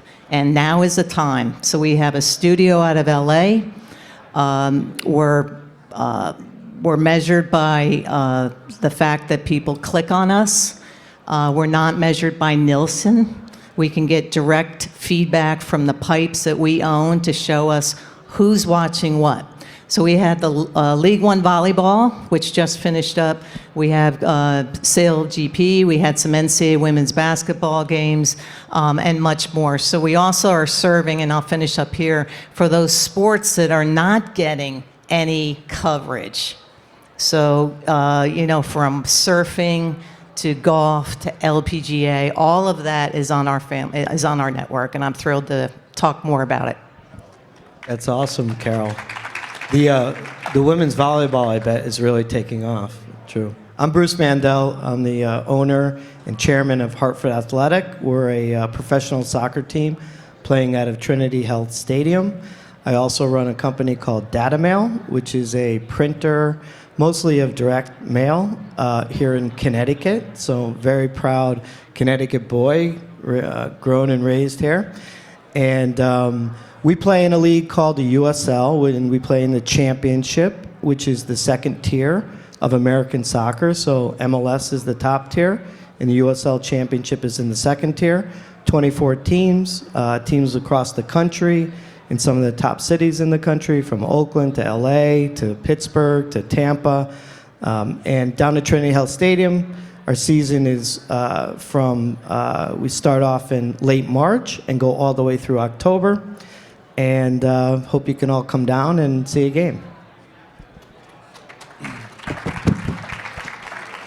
I'm Nick Carparelli. I'm the executive director of Bowl Season. I want to start off by thanking the Rebellion Group for having me here. When they first invited me to be a part of this, I learned that they were based in Cheshire, Connecticut, which is where I grew up. So I was like, where is this place? Come to find out, I drove by their current location probably every day of my childhood. So I was probably the only person who was disappointed that this event moved from Cheshire to Foxwoods. I would have much rather have Be a gone good back place to to get something to eat after. You'd know where to go. 100%. Same people still owning and operating most of those places. But thank you. Obviously, growing up in Connecticut, really cool to have an event like this where we can really kind of obviously talk about different sports topics, but at the same time celebrate sports in Connecticut. You really think about it. Connecticut has really been at the forefront of innovating different sports technologies, apparel. ESPN is here. Walter Camp created the modern rules of football in New Haven, and then all the success that various athletes from Connecticut, various sports teams, obviously UConn men's and women's basketball team has had is really, really special. Really happy to see Carol here. My days at the Big East. It was always a big deal when Carol came to our office to visit with our women's basketball team. Carol is, for those of you who don't know, I don't think there's anybody who's done more to advance the national presence that women's sports is starting to get finally, and it certainly makes sense you're doing what you're doing now. So. And then Nathan, growing up, I played junior golf on the junior GHO events, went to the Greater Hartford Open at the time every year. In my mind at that age, it was the Greater Hartford Open, was the Masters, and then it was everything else. And I don't think Still it's that changed. for me. Yeah, I'm sure. So great being here. So real quick, bowl season. Everybody knows what bowl games are. Everybody knows bowl season is a time of year on the sports calendar from mid-December through early January. What our organization does is I'm kind of the overseeing organizing body of the 45 bowl games. I help market and promote them. We created the bowl season brand 5 years ago, which was a really cool project. It's not often you get to launch a new sports brand that's 100 years old, if that makes sense. So we, everything we do from our website to our social media, we have a bowl season radio network. We distribute bowl-bound shirts to all the teams, and now ESPN has really embraced what we do as a way of promoting the bowl system as a whole. So you see our logo on the field and bowl season on the crawl. They gave us 30-second PSAs during every broadcast this year. So it's really been an organization that's really kind of benefited all the individual bowl organizations as well as ESPN and college football as a whole. So it's been a fun project for the last 5 years. Well, I hope it can be a fluid conversation, so feel free to interject as you want. Obviously, you see the stature of our guests on stage, and I guess I want to start with whether it's your audience, your fans, your users, and I'll start with you, Bruce, because I'm curious. We had a great conversation before we came on stage about how you learn about your audience. How do you know your fans, and what do you know about your fans? Oh, thank you. It's the most important thing that we can do is to gather the information on our fans. And it's not that easy, because if you think about how people buy tickets, it could be one individual and they could be bringing 4, 5, 6, whatever to the game. And the question is really, how do you get that data? Follow-up question is, what do you do with the data? But first you got to get the data. And you have to be creative with it. And we use techniques from doing certain types of lotteries and certain types of giveaways, and just try to make it as friendly as possible to gather that. Once we gather it, you got to dump it into a database, and that's really the gold. And then you're going to slice that up, and we use all kinds of techniques, and whether it's using a large database kind of search engines, whether it's AI or whatever it may be, to really figure out whether the demographics of our fans. I'm sure Nathan's like shaking his head because it's the whole game, right? So it's a big. You get like 4 people come to a game, only one person you know about because they bought the tickets. Your goal is to get as many as the 2, 3, and 4, and then will you actually use that information to like change product mix in concessions and stuff like that? Yeah, 100%. And by the way, people are buying in concessions, people are buying in merchandise. So those are also touches that we can gather and scrape some of that data out too. And what does that do? That does tell us what are people buying, whether it's food, whether it's merchandise, whether it's the tickets, what type of games are they going, what kind of promotions. If we ran a $2 beer, $1 hot dog night, certain fans come to that. Which is awesome, by the way. Which is amazing. Except some guy next to me bought 24 hot dogs. Well, there's no limit. Right. So I saw you there, Brian, a few times at the beer stand. But once you get that, you can tailor your offerings to it, and that's just absolutely critical. The amount of renewals, I'd be interested in, Nathan, how many people come back to the Travelers Championship. I bet you it's a high percentage. 71%, but we'll talk about that later. Yeah. No, but 71%, and that's pretty much close to our number too. So these are people that you really want to figure out. Then you got to go find a new pool of people. So how do you do that? So we're looking at lookalikes, right? So if we have a good group of people, we understand the demographics of those people, can we model that? And once we model that, can we then go out and expand that group and bring them in? So yeah, it's a data business at the end of the day, and then servicing our people and the experience that they get. Yeah, data is king these days. It's interesting to see your approach to that. We're in the middle of working on a project with the NCAA. As you probably know, postseason college football, the CFP, and the bowl games kind of operate outside the NCAA. But we do try to find ways to work with them. They have a database of fans who travel to all their NCAA championships, women's tournaments, men's tournaments, College World Series, softball, baseball, et cetera. They came to us and said, hey, can we tap into all the fan data, people who bought tickets to each of your bowl games? And that first data point to a fan might not have a lot of value, but if you identify a fan that bought a ticket to this year's women's Final Four, last year's men's Final Four, and this year's Fenway Bowl, they extrapolate that's probably a UConn fan. And the more data they have, the more they can really zero in. And in this day and age where it's becoming harder and harder to get people to attend games live and in person because the broadcast quality and the in-game enhancements are so good, having that direct data of fans to specific teams is really going to help every event. For me, and I want to get Carol's response here too, everyone talks about collecting data and how they do it, but I always am curious if they actually do anything that helps them with it. And right, I'm honest, I wonder, because it's great to have it, but you're saying you can slice and dice it and you actually have actionable stuff you can do. Yeah, you have to. It's not a choice anymore. It's just how much you're going to spend to do it. What kind of quality do you have in your people that can do it? This is not easy stuff. So you really have to give it a lot of thought, and it has to be top priority at your business in order to really make it worthwhile. So yeah, you got to put the energy and the time in, but you can't survive without it, period. It's kind of a different matrix for you. I don't even know. For our Fast channel, like I stated, we look at the uniques. So if you come in and you're watching the volleyball that you just mentioned, and then you leave to go get that beer or that hot dog and come back and touch it again, that's too unique. So coming and going is part of our demographic. Also, we can re-air the sprockets off of that volleyball match, and we count that as more uniques. And as a data point, our consumption for the League One volleyball, which is called Love B, we had more viewers than ESPN Plus and DAZN. So it's working because of our distribution. But we can see the pipe coming in, like I said, no Nielsen. And if we see a lot coming in for the volleyball, and this was not the case at ESPN, making schedule changes were frowned upon because the schedule was out through the affiliate group. But we can quickly change things up and completely redo and do stunt programming and do, last week's NWSL game, this year's live, this night's live NWSL game, and then 2 weeks ago's game, and make it a big night of hockey and sell it that way.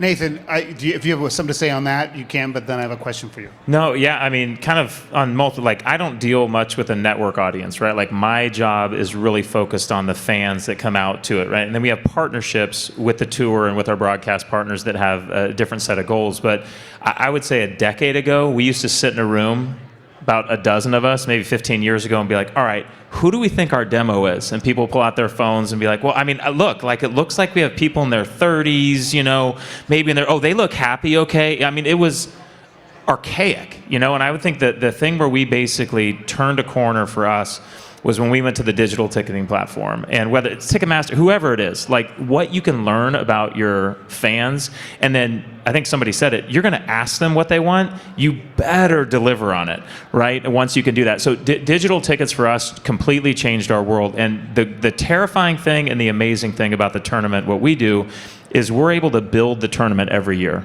right? Like we go to TPC River Highlands, it's a great facility. We build it, it takes about 3 months to build out everything, right? The hospitality, everything, and then we tear it all down. So that's amazing, but it's also terrifying. Like we don't have a stadium, we can't lean into it, but what's great about it is if we get data back from our fans, hey, I want more family areas for changing stations and things like that. Oh my gosh, guess what? We can build those next time and actively be like, we heard you, guess what we did?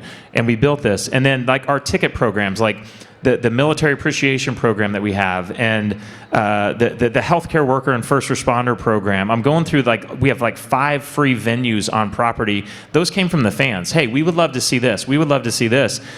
But then we had to go do it, right? And then you have to find somebody to sponsor it. Like all of those ideas can be awesome, and they can sit in a drawer unless you have a partner that can bring them to life. So for us, being able to have a direct contact with our fan, who's buying the ticket. Now, I can tell you who didn't buy a ticket this year, who bought a ticket last year, and we'll ask them why, and then we'll find out. Is it cost? Is it time of year? Is it the weather? Is it, all these different things?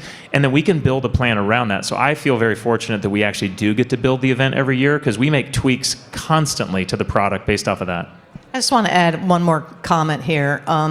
As obviously a women's sports fanatic, employee, staff, whatever, I committed to buying Mohegan Sun WNBA tickets. How can I sit here and talk about women's sports and how great it is and rah-rah and not commit to buying 2 tickets to some fabulous action over there at Mohegan Sun? So you didn't just disappear in a poof of smoke. Yeah. And I know Jen Rosati's here, but getting to, now I know what it feels like to be a ticket owner. And the amount of touch points I get from the Mohegan Sun makes every penny I put into those tickets well worth the time. And Jen, you're doing a great job, and she's constantly sending us, draft night get-togethers and giveaways and everything and anything to make sure that I feel important. Yeah, just a question for the group too. The other side of gathering all this data on the fans is how you can monetize that through your partners, right? So a big part of our business is selling sponsorships and partnerships, right? And what do our partners really want to know? They want to know about our fans, whether it's TV fans, radio fans, whether it's the fans that come to a game. So the more data, so there's a double hit there. The more data that we can get, really the more value we can bring. And I was curious about the rest of the group too. You can give a quick answer. We have literally 15 minutes, so I want to make sure we get to some other things. I'm not trying to take your job. No, Bruce, this is what I want. I'll give a quick comment, and you're right. In the data works 2 ways. It works on the tail end and the front end.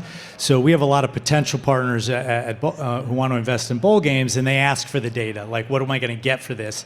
And in the past, you kind of wung it a little bit, and you had to kind of dance around it. Now you can kind of give them that data, and the more partnerships you have, and the more similar partnerships you could have, we'll say, hey, we had somebody else in your category who left. Here's what they received, and you're likely to get the same thing. And it's a great segue into artificial intelligence because it's like the data thing. Everyone's like, oh yeah, we're using AI for blah blah blah, and I'm like, really? Is it really helping you do things, or is this a nice thing for you to say when you're at a client meeting or whatever? And so I want to know. First, I know Nathan, you've had some direct contemporary experience with this today. Maybe, and then you can tell me outside of back office if you actually use it and what you use it for. Yeah, first of all, I feel like AI is like fire. Like when fire was introduced to mankind. I feel like people are like, it's amazing, it's terrifying. What do we do with it? It hurts me, it helps me. I feel like it's just out there. And there's this relationship with AI where it's like, this is an amazing tool. And yet, how do I maximize the potential? And I think we're going to just continue to learn. For us specifically, I know you and I were just talking about this, a ton of it's back of the house. Literally, it has changed how the time that we spend creating things that we used to create. Tara Gerber, who works with me, she's like, let me check with my assistant. ChatGPT is her assistant. She goes, let me check with that real quick. And so, how we write our sales brochures, press releases, stuff like that. We get ideas and be like, oh my gosh, I didn't even think about that. And then fast forward, we're doing something now with our tickets and our digital advertising. A company presented to us this opportunity. They said, look, I'll give you the summary of it.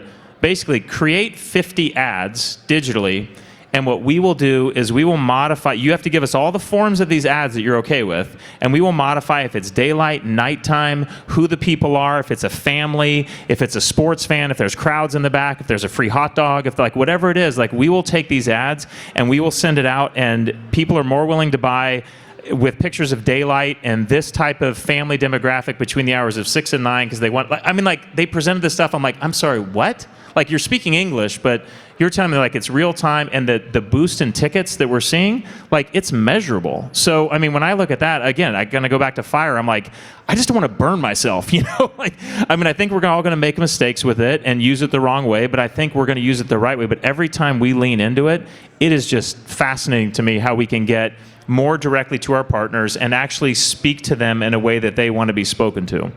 There's so much to talk about relative to AI. Nathan, you mentioned up front, you're more of the, event in person on site.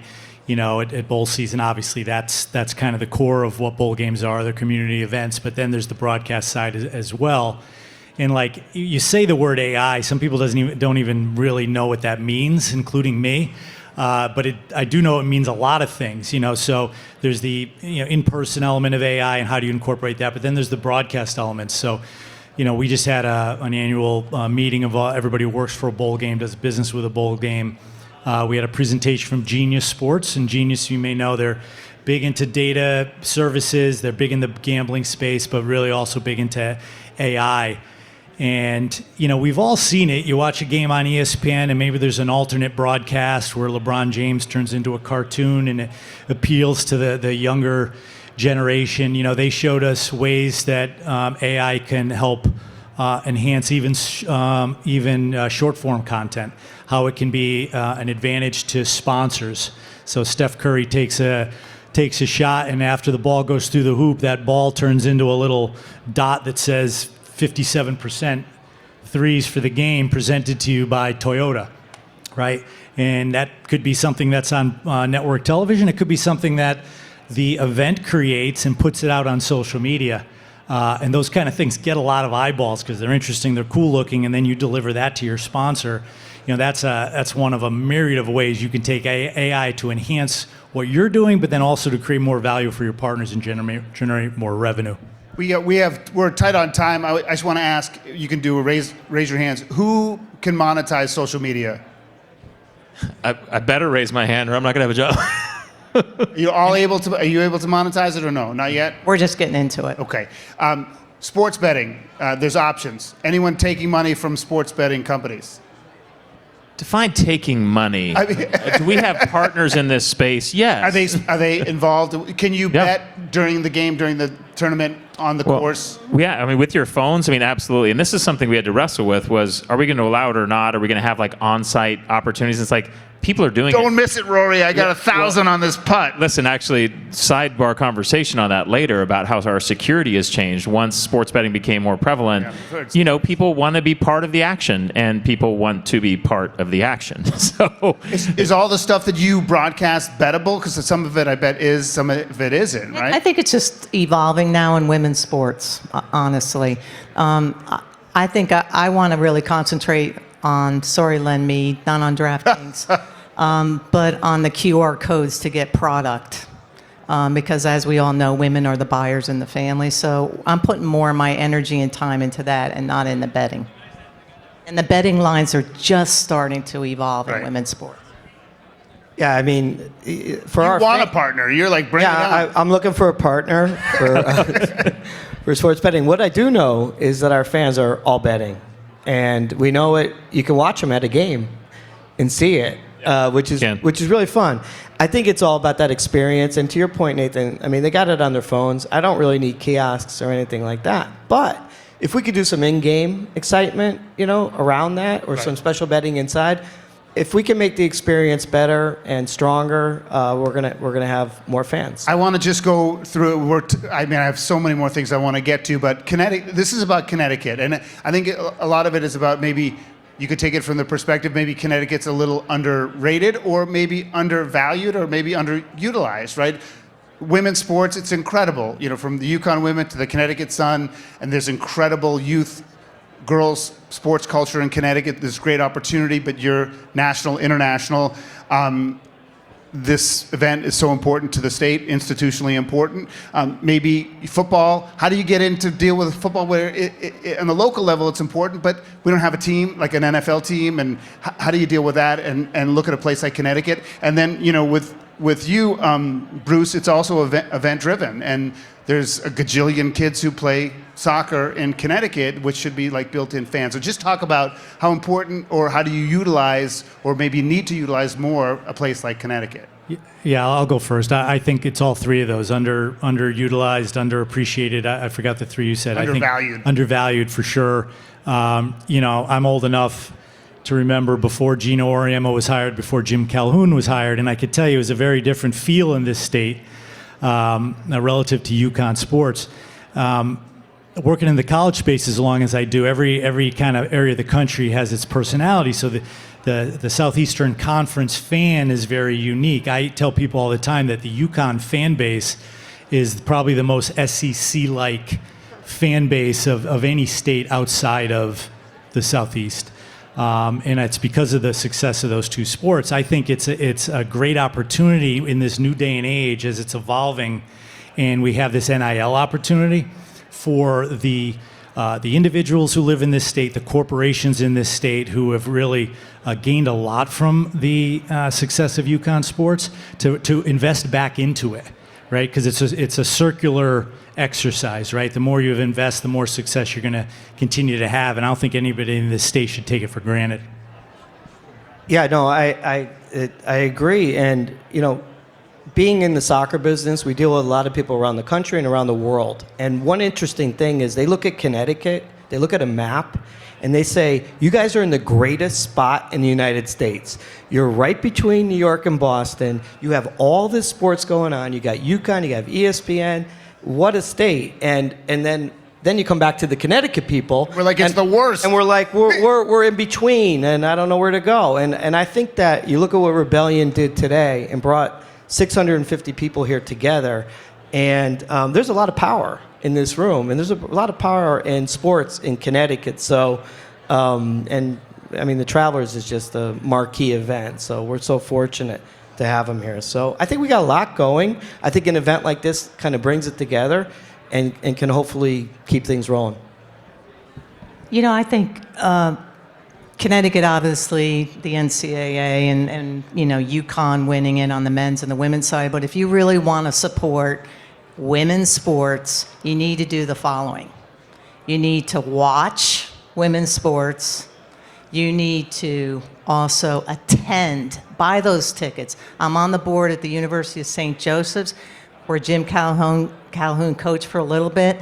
Those two men's and women's basketball teams, they make the NCAA, yes, Division III, but they make the NCAA tournament. They're competitive and they're competing for a championship. So attend.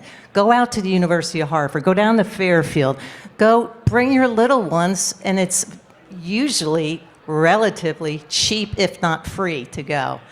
So you need to attend, you need to watch, and you need to buy. And Suzanne was here and gave a beautiful overview on what she's doing and connecting it to a nonprofit. So if you can do those three things, we will sustain it here and go beyond UConn. And you talk about St. Joseph. I mean, Rona Free is an amazing leader. Patty LaShane, who's done a lot of work there too. Just you talk about women in leadership. That place is like Exhibit A. Their sports came out. How she got Jim Calhoun, incredible, just incredible.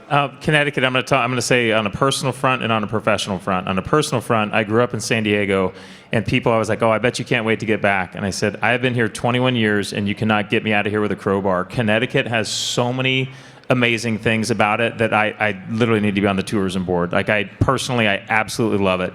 Professionally, the biggest compliment that we can get as a tournament, because we bring in people from around the globe, right? Whether it's the players, our broadcast partners, sponsors are global.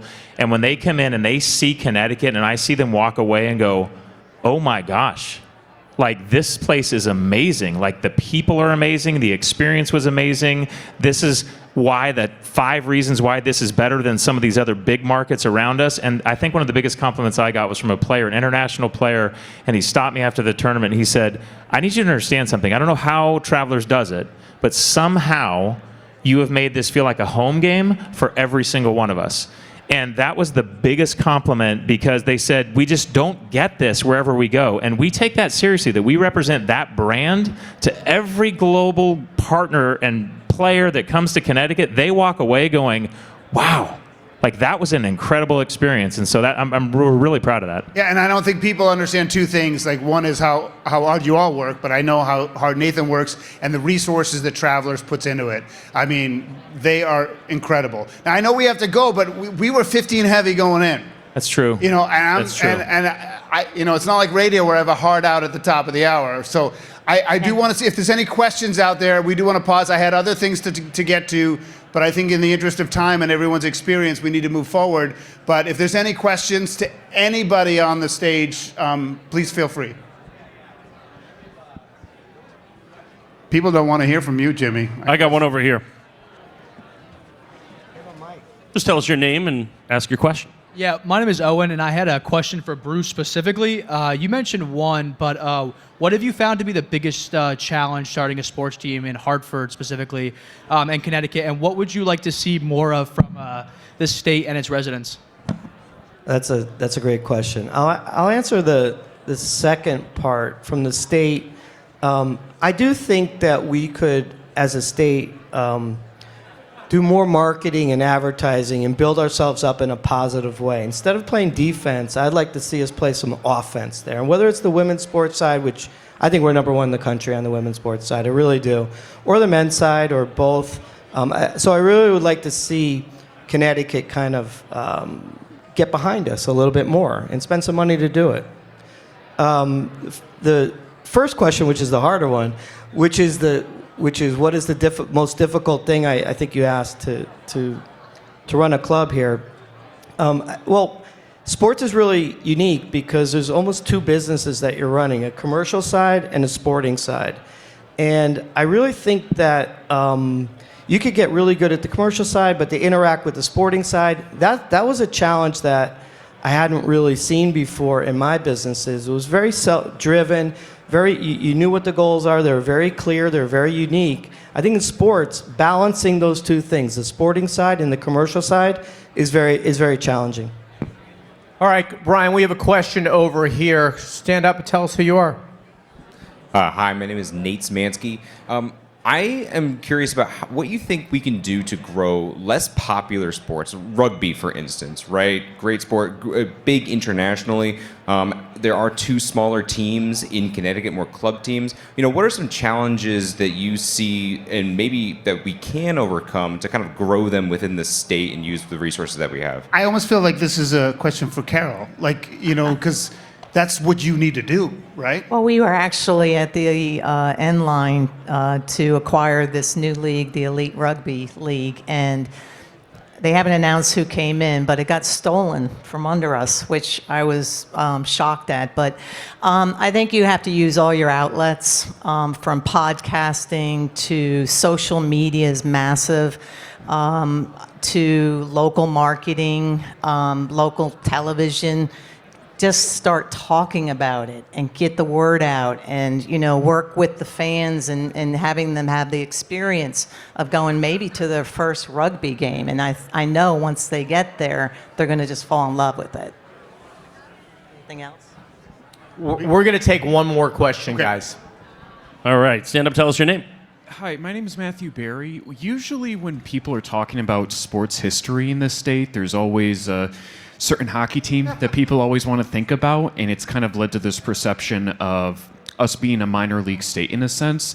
How could we potentially, A, get past that perception that, we're minor league, we're never going to be good enough for a Big 5 team, but also position ourselves where you could almost have like a new age Whalers in a sense, where you have a team that's based in community?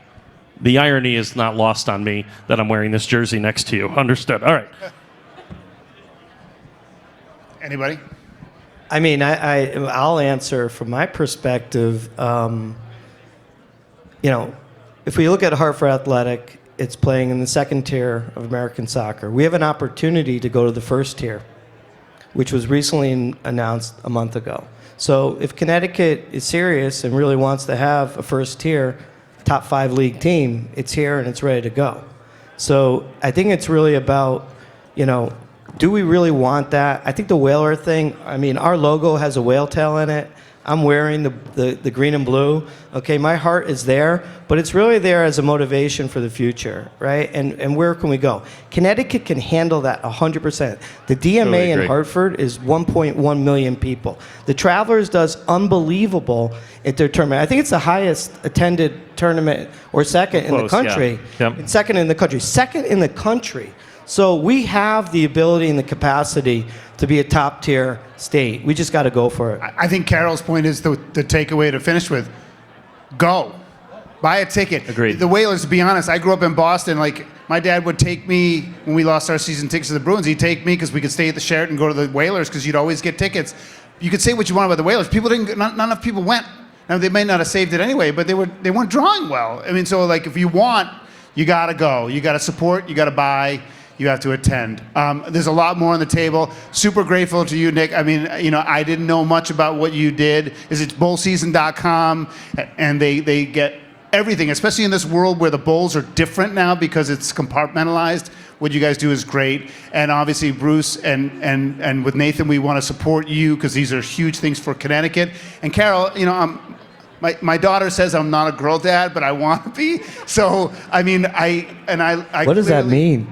Well, she wants me to try to make decisions that are in her best interest and not through the lens of a male. Okay, we could go Is that deep the there. definition? I don't know if that works. Wow. But I'm trying. She's got you. Yeah. Bring her to a Mohegan Sun game. I'll give you my 2 tickets. Deal. Wonderful Listen, idea. thank you so much to everybody here. Thank you, Brian. Thanks Thank you, Thank you Rebellion. for listening. And we'll send it back to Connor and to Jimmy. Thank Thanks, you once Brian. again to our panel. Thanks, Nathan. Thanks, Carol. Thanks, Bruce. Thanks, Nick. Nathan, how many days until Travelers tees off? 52. Who's counting? 52 days. We're going to move to the next panel. Thanks, guys. Thanks, Jimmy. All right, as our first panel exits the stage, I'd like to introduce the moderator for panel number 2, where we're going to have a conversation on elevating fan and workforce engagement. Obviously, some overlap in the parallels that we heard even from our 3 insightful questions about challenges, about opportunities, and about perception. But our moderator for the second panel is the Executive Director of the Connecticut Center for Entrepreneurship and Innovation with UConn. Please put your hands together for Jennifer Matthew. Come on up, Jennifer. We also have Mike Fonseca, the president of the Fonseca Group. The chairman and CEO of Find and the owner of CT United, Andre Swanson. Jack Betts, the founder of Make Your Own Legacy Academy. Hi, Jack. And once again, the Tribal Council chairman of the Mashantucket Pequot Tribal Nation of Foxwoods. Give it up one more time. Sorry about that. For Mr. Rodney Butler. Come on up, Rodney. Hey, Jack. And we also have Freddie Vargas. He's the CEO of Tater Baseball, Cheshire-based Tater Baseball. Have you guys been up to date on the torpedo bats? Do we know the torpedo bats? That's Freddie. I might have seen a nice story on that, Reese, like 3 weeks ago. Thank you for listening. Good to see you, Ron. Likewise.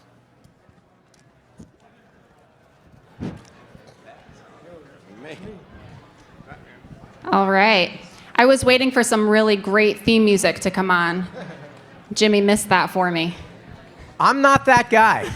I can hum, I can sing, I can tap dance, but I'm not that guy. Okay, because we want to keep our audience here. No, so well, please don't do that. Let's keep the audience. We're all All here. right. Let's do this, Jennifer. All right, and we're going to end the session today with an amazing panel, and I'm super excited to have our guests here. So thank you, Jimmy, for the introduction. And this intersection point that we talk about at the Shaping CT Future event of the live, the work, the play, we got a lot to talk about today. We're talking about fan engagement, workforce development. We're bringing it all together with sports and entertainment. We're talking about the value of all all of that here in Connecticut. Can we do it in 30 minutes and get you guys to the bar and happy hour? Probably. We look forward to having more conversations with all of you after the panel, but really excited to introduce our panelists. And what I want to do, I know we have your name and your title, but one of the things that I think would be really helpful is to share a brief introduction of who you are. So not what you do necessarily, but in other words, provide context to why you're here on this panel and talking about this topic today. So I'm going to get started with Mike.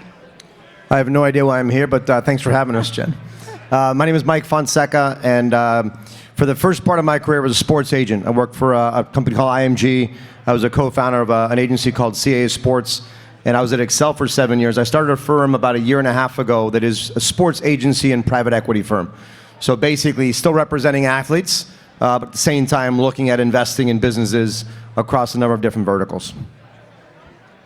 Afternoon, everybody. Andre Swanston, CEO of a company called Find, PHYND. So it's a cloud gaming platform. Background is in tech with TrueOptic that powered all of the streaming advertising on smart TVs.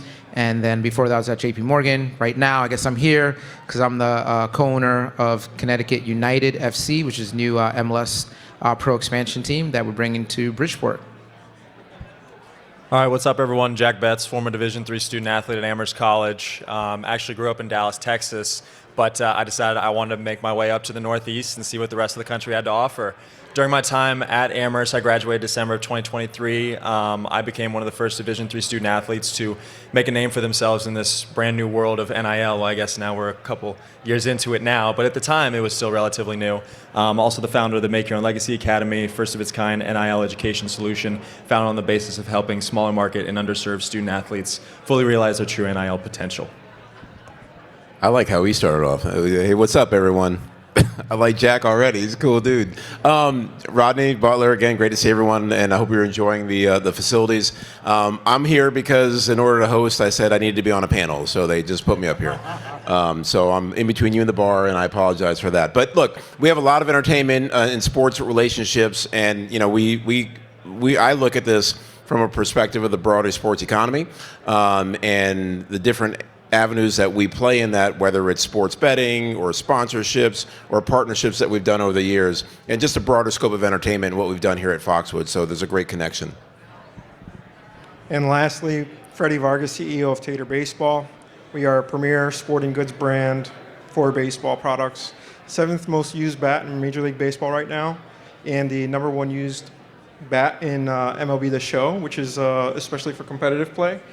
For all you esports guys, but as we continue to grow, we're forming more partnerships with agents and players and using their NIL likeness to release products and do cross-collaborative social posts. Awesome, and thank you for the amazing compilation of this panel to Rebellion Group for getting this group up here. I'm really excited for this conversation. I mentioned, or Jimmy mentioned, that I'm from the Connecticut Center for Entrepreneurship and Innovation, which is housed at the University of Connecticut.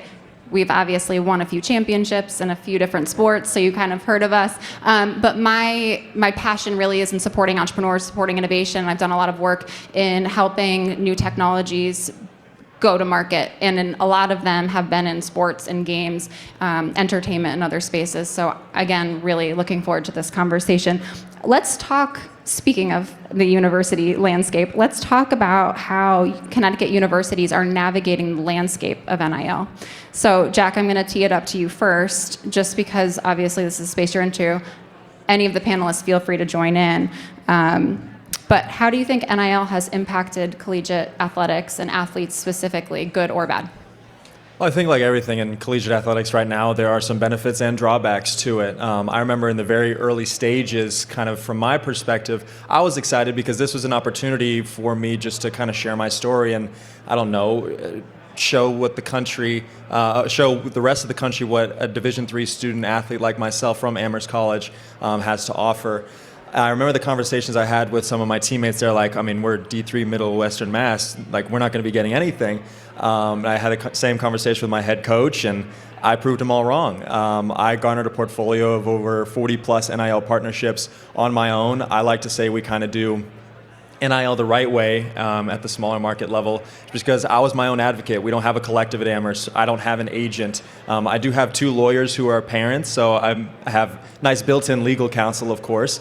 But again, like, I think for us, it's a wonderful opportunity. I saw it as an entrepreneurial incubator, kind of pitching myself to brands, being my own advocate, developing these really important life skills with, not only learning how to speak professionally in a professional manner, presenting yourself, negotiation processes, content creation, with just where the world is going right now in the digital era. But I think in terms of the drawbacks, they are quite apparent. We're moving into a pay-to-play model almost. We're moving into a more professional era, and this idea of amateurism is sort of disappearing. So I don't know. I think there's a lot of arguments that could be made for both sides. I think that Division III athletes, smaller market athletes, athletes within the Make Your Own Legacy Academy that I work with, we're doing it the right way, and we're really getting all the benefits possible from it. But at the same time, our Division I counterparts, they're raking in all of this money, and there are a lot of worries that come with it. You already know the horror stories of professional athletes when they lose all their money. What happens when you put $14 million in the pocket of an 18-year-old? So I think those are just a couple of the things that need to be considered. Yeah, I'm going to make a comment too, because this is very interesting. As an agent, when I was at a firm called Excel, and we represented a guy named Mikey Williams, who was really the first real NIL guy to be doing significant things. We had a $7 million Puma deal for this kid who was, I think he was 17 or 16 at the time.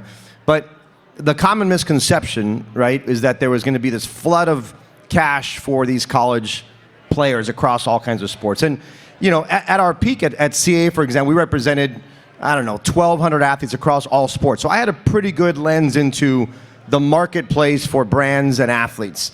And these college athletes were saying, hey, listen, we're going to get millions of dollars. And the problem was there was a flood of athletes still competing for the same brand dollars with the MLB players, the NFL players, et cetera, right?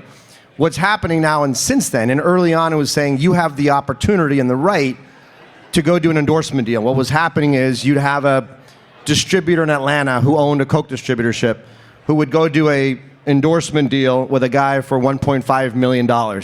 Well, I did a deal for Robbie Cano when he was the captain of the New York Yankees, national commercial for Pepsi. They paid him $100,000, and he was one of the biggest players in the world, right? So now you're seeing this trend, the unionization of athletes, the labor shift, right? I was a member of the MLB union and the NFL union. I know what's happening, and the unintended consequence for the NCAA moving the way they moved is a real problem. They're going to end up losing 30 to 40% of their entire revenue to the labor, right? The athletes. But along the way, there's a lot of fumbling. It's very messy. It's very complicated. And I don't envy the NCAA and for those that sort of made the mistakes along the way. But there is opportunity for athletes. There will be a lot more revenue than they ever thought there was going to be. So watch the trends on the unionization of athletes at the NIL level. And I think the intersection point with the university is really figuring out how the revenue share is going to come into play and what that does for state universities and all of us here that are contributors to universities like UConn, right? So we're sitting here in the amazing Foxwoods Resort Casino, and thank you, Rodney, for having us here. How has sport betting changed new opportunities for both fan engagement and workforce development here in Connecticut? Well, so it really has shored up the entertainment and gaming industry at large. And so, I mean, many of you drove in from all across the state, some of you possibly 2 hours or more to get here. And so the convenience of being able to play sports betting or do iGaming on your phone from anywhere in the state creates that connectivity here with our property, and same with our sister tribe of Mohegan. And the whole point of that was that we're keeping that economy here in Connecticut. So people that were playing that live in Hartford County or Fairfield County, they're going to New York, they're going to Springfield, they're going to Boston, as opposed to reinvesting those dollars here in the state's economy. And so sports betting has created a whole nother level to that. And the engagement with sports betting is absolutely insane. And I think that's leading to some of the opportunities with NIL and the like, because there's so much more money going into sports because of that. And you see the valuations of a lot of these owners, and I think we're going to talk about that a little bit. It props them up because it's another revenue stream that again, broadens that economy and strengthens those opportunities. And so we're just a small part of that, but entertainment is what we do. And so it was natural natural for us to get into that field. And also on the other side of that, we've done sports sponsorships and partnerships since inception here at Foxwoods. I mean, we still have a very large box at Gillette. We've been partners with every major sports team in New England and beyond, and we'll continue to do that. But you see more and more of those opportunities that are coming out of just the advent of sports betting. So it's creating additional reinvestment in sports to another level that most people haven't seen. So I'm going off script here because I'm actually curious to know a little bit more how you're navigating some of the, the online experiences, the mobile apps, making it more accessible to do this at home, as you're saying.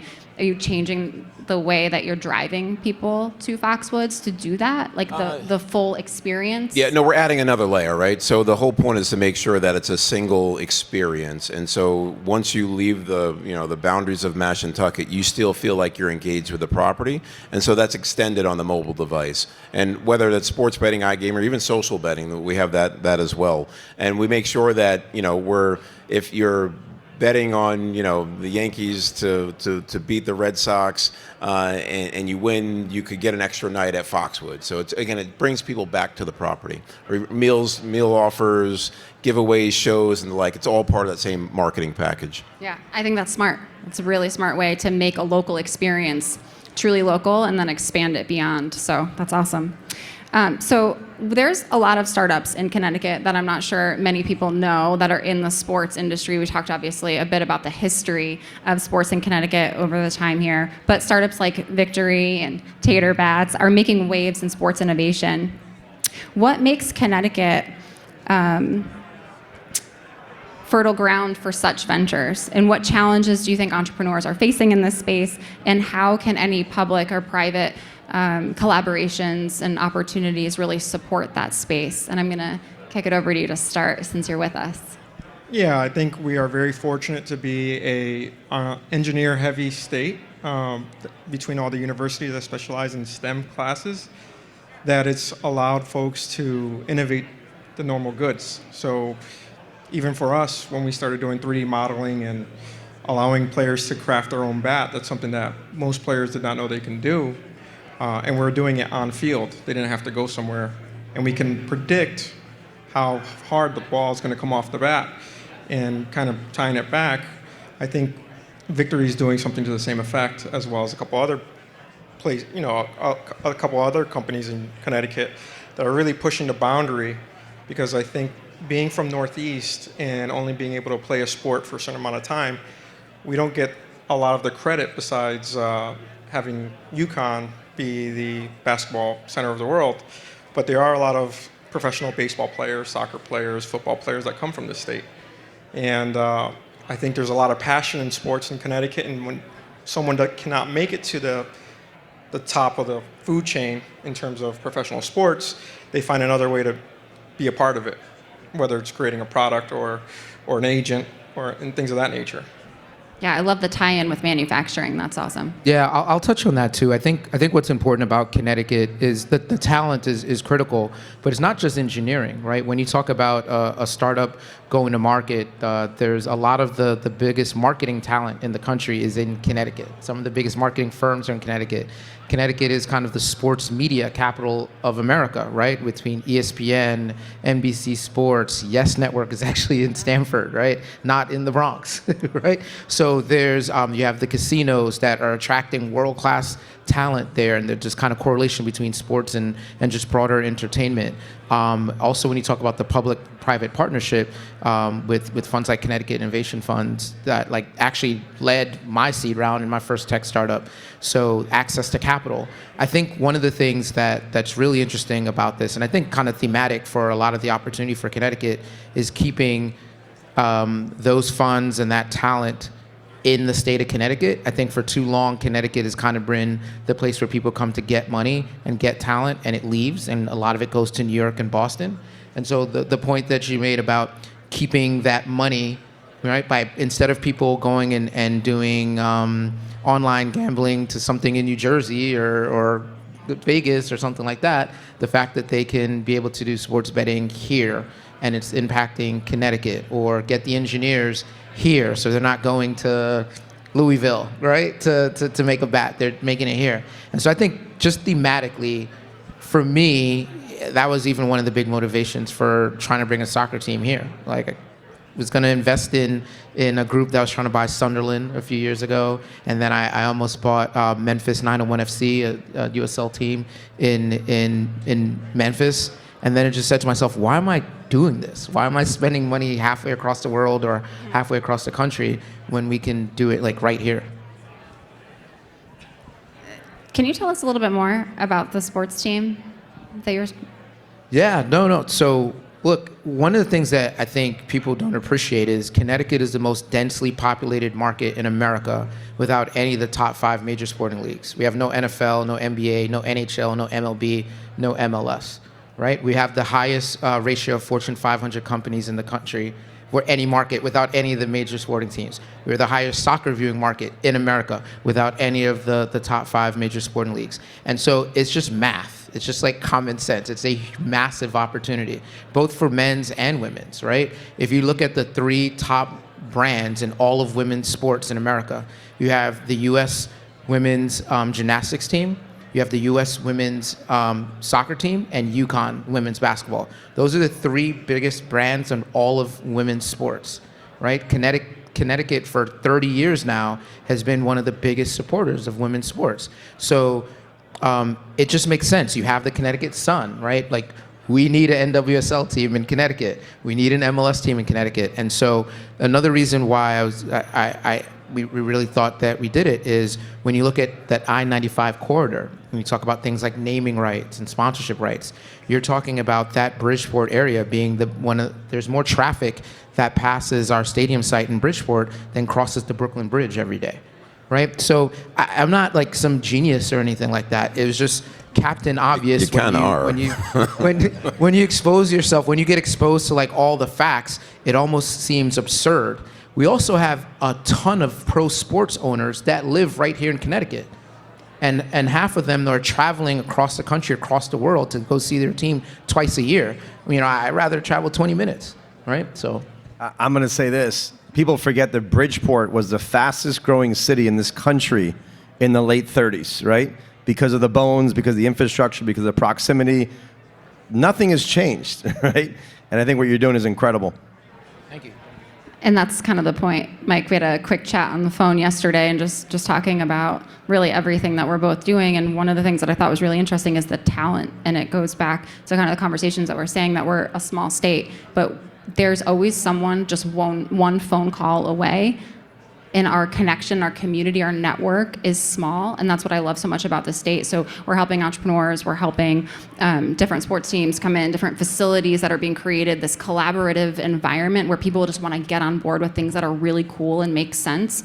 I think this event is shaping CT's future, not talking, about how it's, the Connecticut experience was shaped in the past. We're looking at the future, and I think it's really bringing people together like this in this environment, having conversations, and collectively thinking, how can we make this really great in the next 5 to 10 years? I'm also going to add, because somebody said earlier about the talent, right? And after COVID, I met some new friends today, a bunch of Octagon guys, where Octagon's one of the biggest agencies on planet Earth, right? And the number of people that I've seen from the sports industry that because of COVID came to Connecticut, I mean, some of the most impressive, most connected, most impactful people in the world of sports live in Connecticut, right? There's so much talent, there's so much opportunity, and I encourage the state to create incentives for these people to be entrepreneurial, to be creating new companies, just like some of you guys have done. So Mike, I'm going to kick this question over to you. Can you share examples of co-investment in sports infrastructure that have positively impacted local communities, or how future investments can make an impact on towns and communities across Connecticut? I'm not going to talk about sports, because I'm going to talk about, I think, one of the best examples, and it goes back to Bridgeport specifically. I live in Fairfield, and I used to drive by the corridor all the time when that community where Boca and where Steel Point is, right? That was one of the most dangerous neighborhoods in the entire state 12, 15 years ago, right? And what Bobby's done in the development, Bobby and I had this idea with our partner Jennifer in the beginning of COVID to start the only private invite-only yacht and charter show in the world and bring it to Bridgeport. It blew people's minds. They're like, you've got to be kidding me. Why are you bringing this yachts, helicopters, jets,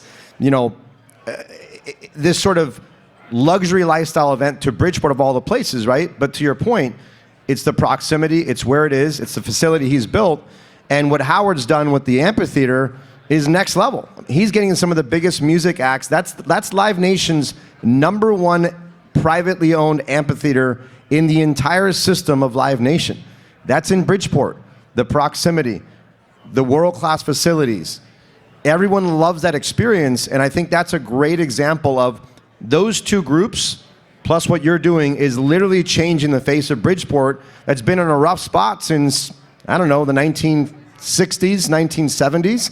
So I think that's a massive opportunity, and to what I think what someone was saying earlier today, you got to go, you got to support, you got to be a part of it, but there's going to be a massive shift in what Connecticut is doing based on what some of those folks are doing in Bridgeport.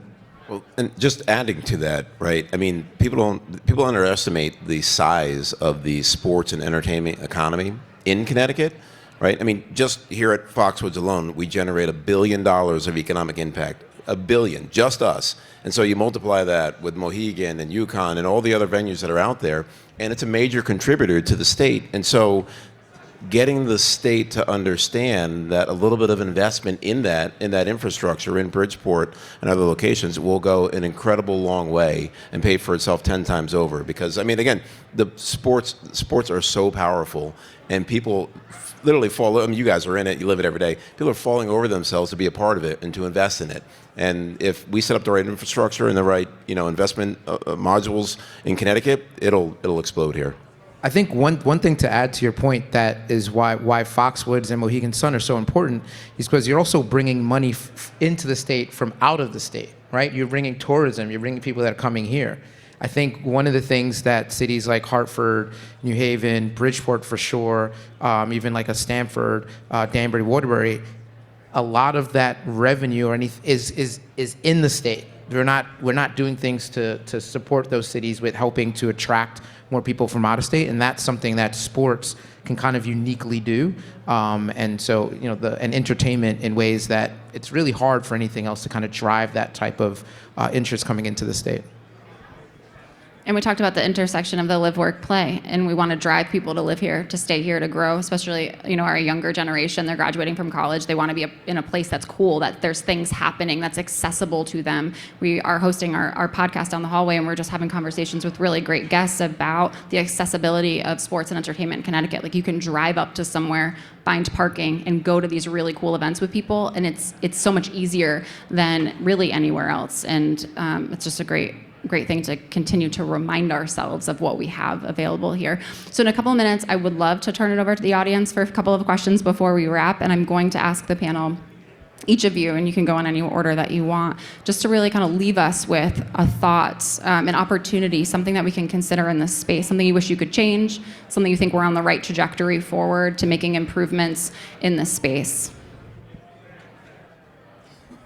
I can go first, since I went first to begin with. I think for those of us in the audience who are involved with collegiate athletics or work with student athletes, I think continuing to put forth the best interests of our student athletes is something that's extremely important.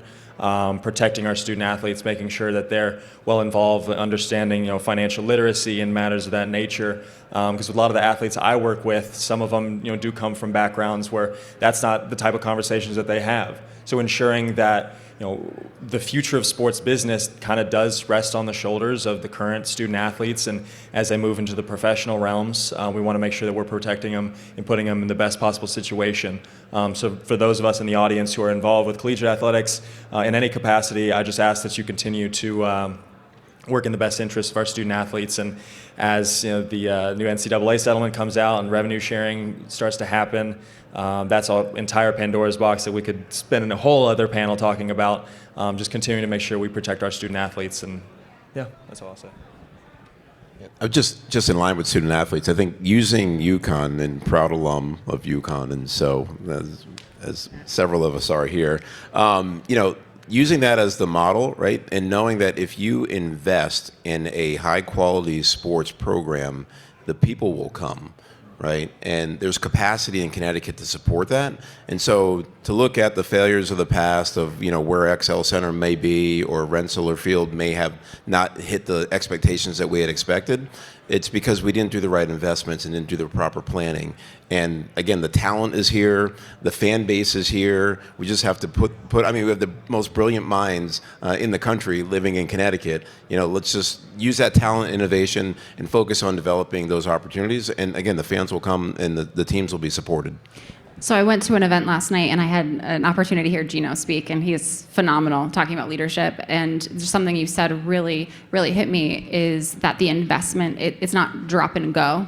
It's we're putting money in, or we're putting investment in, we're building relationships, but it's to continue to feed and support that investment. And as things change, as the environment changes, as global pandemics and other things come in, we have to think about how we're doing things, and it has to be done differently in order to build a future and not just let something crumble away, right? That initial investment to go down. And again, not to consume the mic, but Mike made a great, we have the most successful amphitheater, privately owned, in the country in Bridgeport. No one would ever think that, right? But that tells you if you do it right and you focus, it can be successful here. So I'm gonna go off the cuff here because my partners are probably gonna hate me for saying this, but as I'm thinking about how do I contribute, I've been in Fairfield for 20 years. I'm a California guy, San Diego guy. So the gentleman earlier today is from San Diego. We're gonna talk in a little bit, but we're in the middle of finalizing. We're about to buy a Liga MX soccer team in Mexico.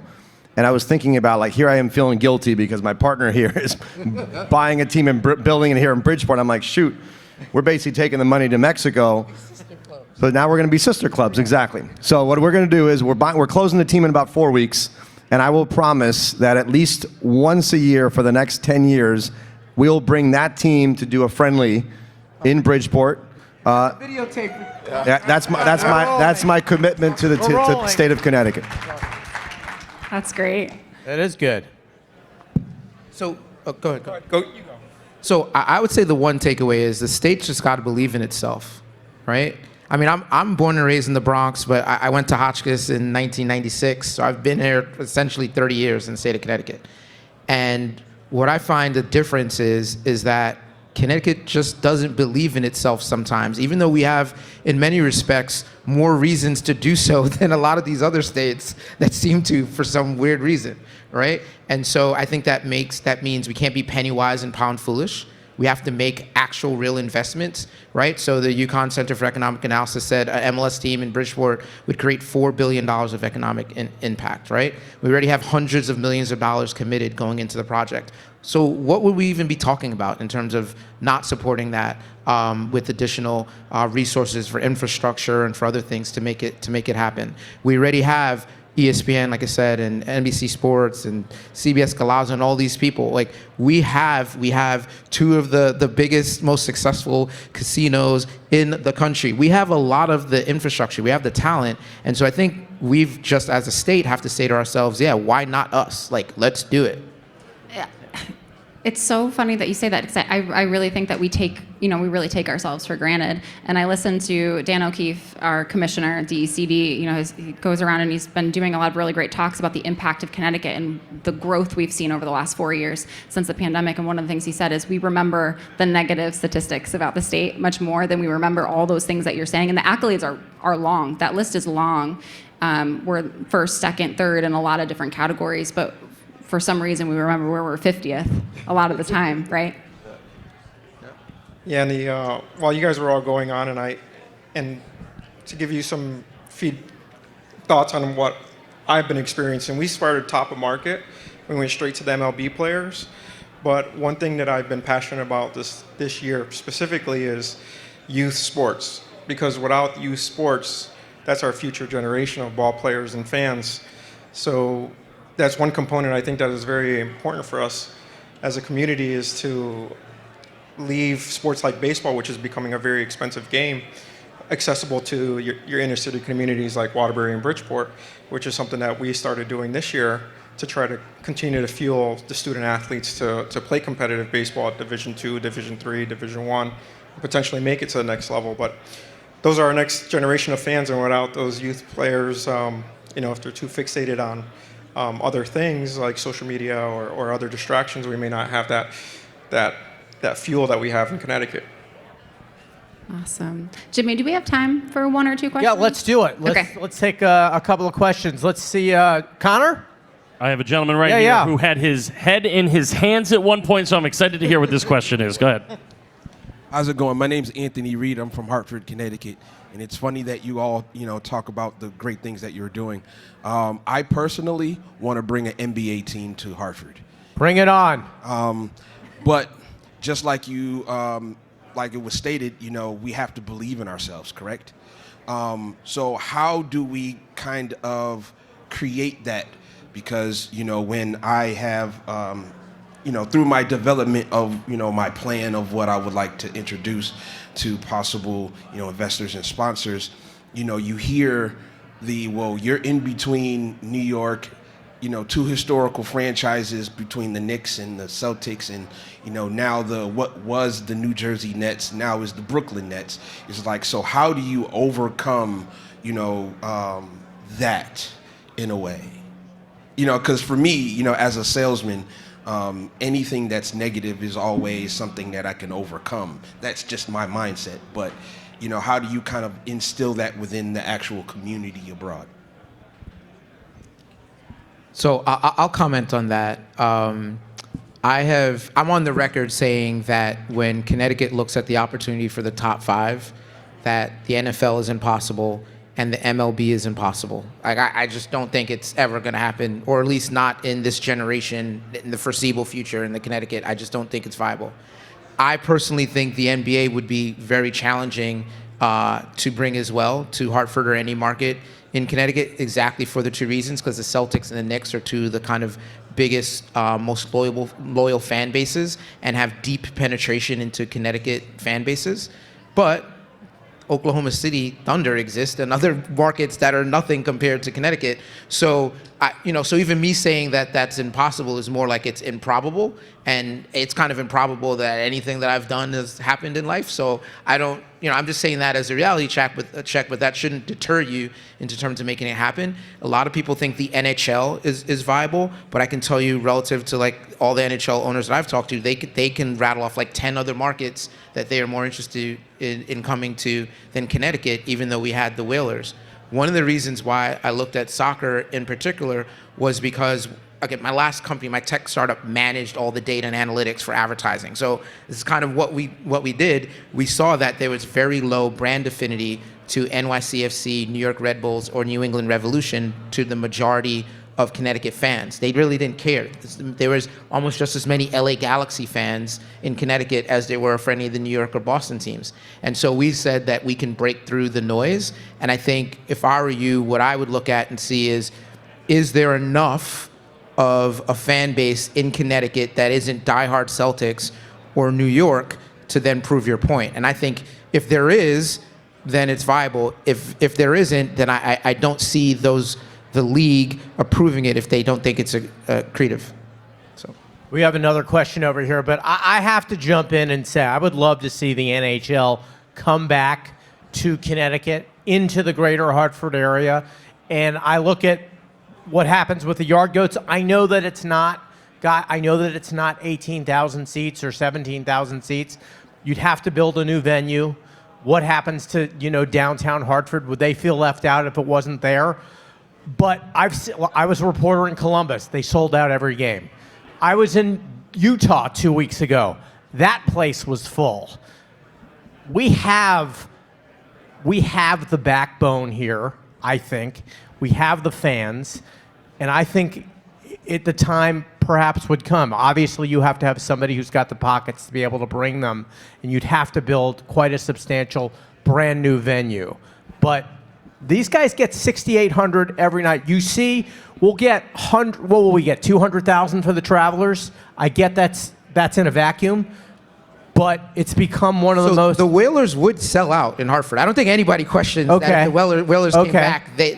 So the Whalers have one of the highest selling retro jerseys in the league. 30 years later, right? Right. So I don't think anybody questions that. I think it's more a question of will the NHL look at it from the economics of the standpoint of additional new fans? Does it add more than another market? Because the challenge with Whaler fans, and I'm the guy saying Connecticut should believe itself. Right. I also just study data for both sides. The challenge is that it's not that the Whaler fans have stopped watching hockey. They just watched the Bruins and the Rangers and the Islanders. If Whalers fans just said, you know what, we're not watching anything until you bring back the Whalers, then all of a sudden Hartford is a better market than like Atlanta and some of these other places that they're talking about going to. I think it's all just money and math, right? Well, I was just going to say, shaping Connecticut's future, hashtag boycott the Bruins, boycott the Rangers. That's the takeaway. I didn't say that for the record. I have like every billionaire in the country pissed at me. I did not say that. I'm just saying that would change the metrics. You know? I just think that's just my opinion is, look, my finger's been on the pulse of this market for 20 years. And perhaps 20 years ago, it might not have worked. But I think now, with the corporations we have, with the insurance, with a lot of the people in this room who have, they've got a lot of influence, the optimist in me says, I would love to see it happen. But don't get me wrong, I don't jump on that bandwagon when there are these rumors about, we'd love to see the Whalers come on. I'm not doing that story for TV unless I see somebody come in and say, yes, we have a plan. Why? I'm getting too deep. I don't want to get too much in the woods. Why wouldn't we go? Rentschler Field has plenty of room to build a stadium. There's plenty of land there. That would be really wonderful for this area, and I think it would be supported. But we have another question. Hi, this is pointed at Rodney. My name is Bobby Sue Doyle Hazard. Rodney, with the Connecticut law that prohibits sports betting when it comes to a Connecticut college, what do you see happening with your users of your platform? Is there a big opportunity missed, obviously, with the UConn basketball scene? And do you think there will be any forward progress from a legislative standpoint in Connecticut? Yeah, from the legislative front, my sense is that it's not going anywhere this year. So anyone that was hoping to bet on UConn, I apologize in advance. Now, from a pure math perspective, and a little bit selfish, right? I mean, I bleed blue. I love UConn through and through. But what happens in states where you can bet on the home team, so everyone would have bet on UConn women winning the national championship, and the operators would have lost a crap load of money on that. So I'm not disappointed that we can't bet on UConn from that sense, but it also keeps, I am in the camp that, there is some level of potential influence, and I think Jack talks about this a little bit in what he sees on college athletes. There's a lot of stress on these very young, impressionable minds. We've all been there. And so I think if you can take one level, out of that stress, then we're okay with that. Look, there's a lot of money to be made. There's a lot of sports to be bet on, and the excitement, as I was saying earlier, is ubiquitous. It's everywhere, and it doesn't just reside with betting on your own team. It's just sports in general and the opportunity to look at other teams. So, it's not hurting the overall economy from a sports betting perspective to not be able to bet on UConn or UHeart or Sacred Heart or what have you. But legislatively, I just don't think there's an appetite for it anyways. One more over there. You want to do one more? Yeah, we'll do one more in the back. Go ahead, yeah. On your side, Jim. Jack, you're up. Jack, my name is Carol. I own a real estate business in New Haven, Connecticut, and we signed an NIL with a Yale University basketball player. And we had a lot of fun, but it turned into a little bit more of sponsorship because they get so busy with the season and also their personalities, right? Like they don't want to put on their Instagram everything about my real estate firm. What's your advice to try to get a spokesperson or someone that you back that understands small business and how it's a two-way street? I love that question. Actually, I don't think I've ever fielded one like that before. I think it's all about fit. I love Yale University. Like, I've got a lot of friends who actually have gone there. One of my best friends was a swimmer there.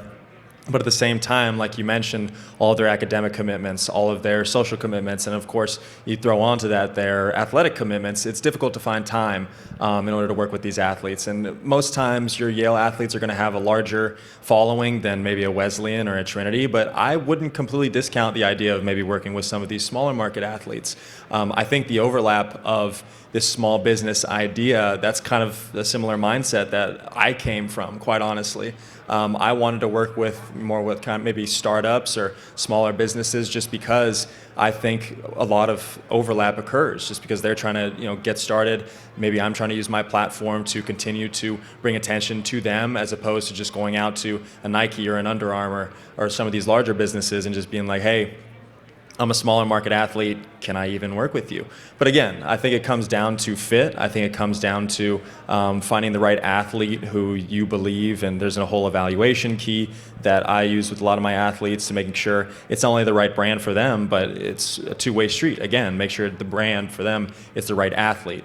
So it's a difficult quandary, most definitely, and I wish I could give you a better answer, but I think maybe just a little bit more due diligence, and don't completely discount working with the little guys. I think that would be my best answer for you. Well, I also think what Mike was saying earlier, right? I mean, it's a little bit of a mess right now, right? And people are trying to figure out what is NIL and what do you get for it, and who should be getting it. And so that's going to have to sort itself out. I would imagine that the student that you sponsored or did an NIL with probably thinks it was a sponsorship, right? In their mind. So I mean, everyone's trying to figure out what it means.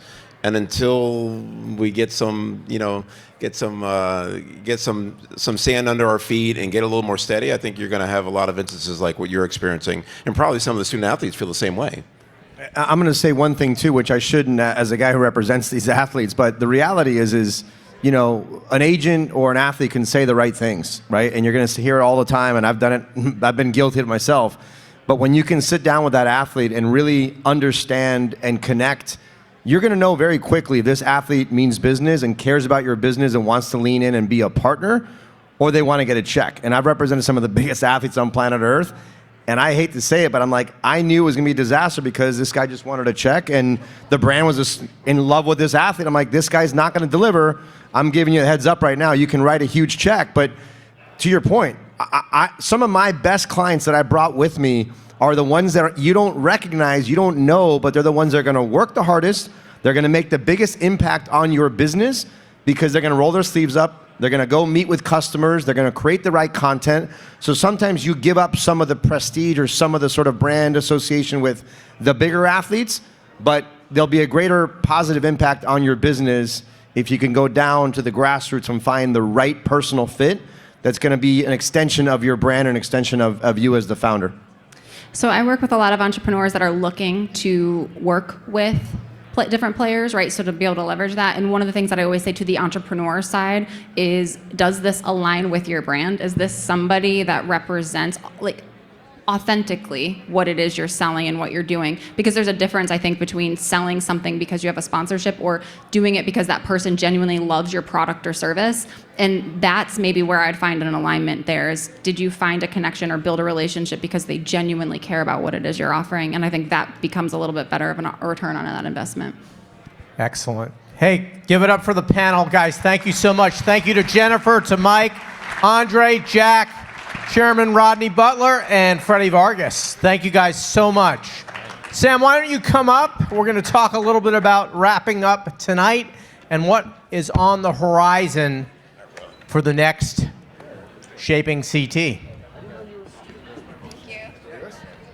Thank you, Jimmy. Thank you, everybody. Thank you to all of our panelists, all of our speakers, our moderators, Brian Shackman, Jen Matthew. Thank you to our podcast guests. All of this content is available on Fox 61. It's available playback, so you can watch it tomorrow. Next event is June 12th. We're going to be focused on entrepreneurship and leadership here in Connecticut. So that should be an awesome event. We'll probably do something different that time as well in terms of format, and I don't know what we're going to do, but we always do something different. Also, big thank you to our sponsors, Avello, Litchfield Distillery, Ripe, Yale, Metro Hartford Alliance, HB Live, Advanced Orthopedics, NBC, Owls Brew, Owners, GSB, Fox, Tenga, Premium, and Accelerate Sports. Thank you guys all so much. I really appreciate your time. Hope you had a great time. Hope you learned something, and I hope you come next time. So thank you.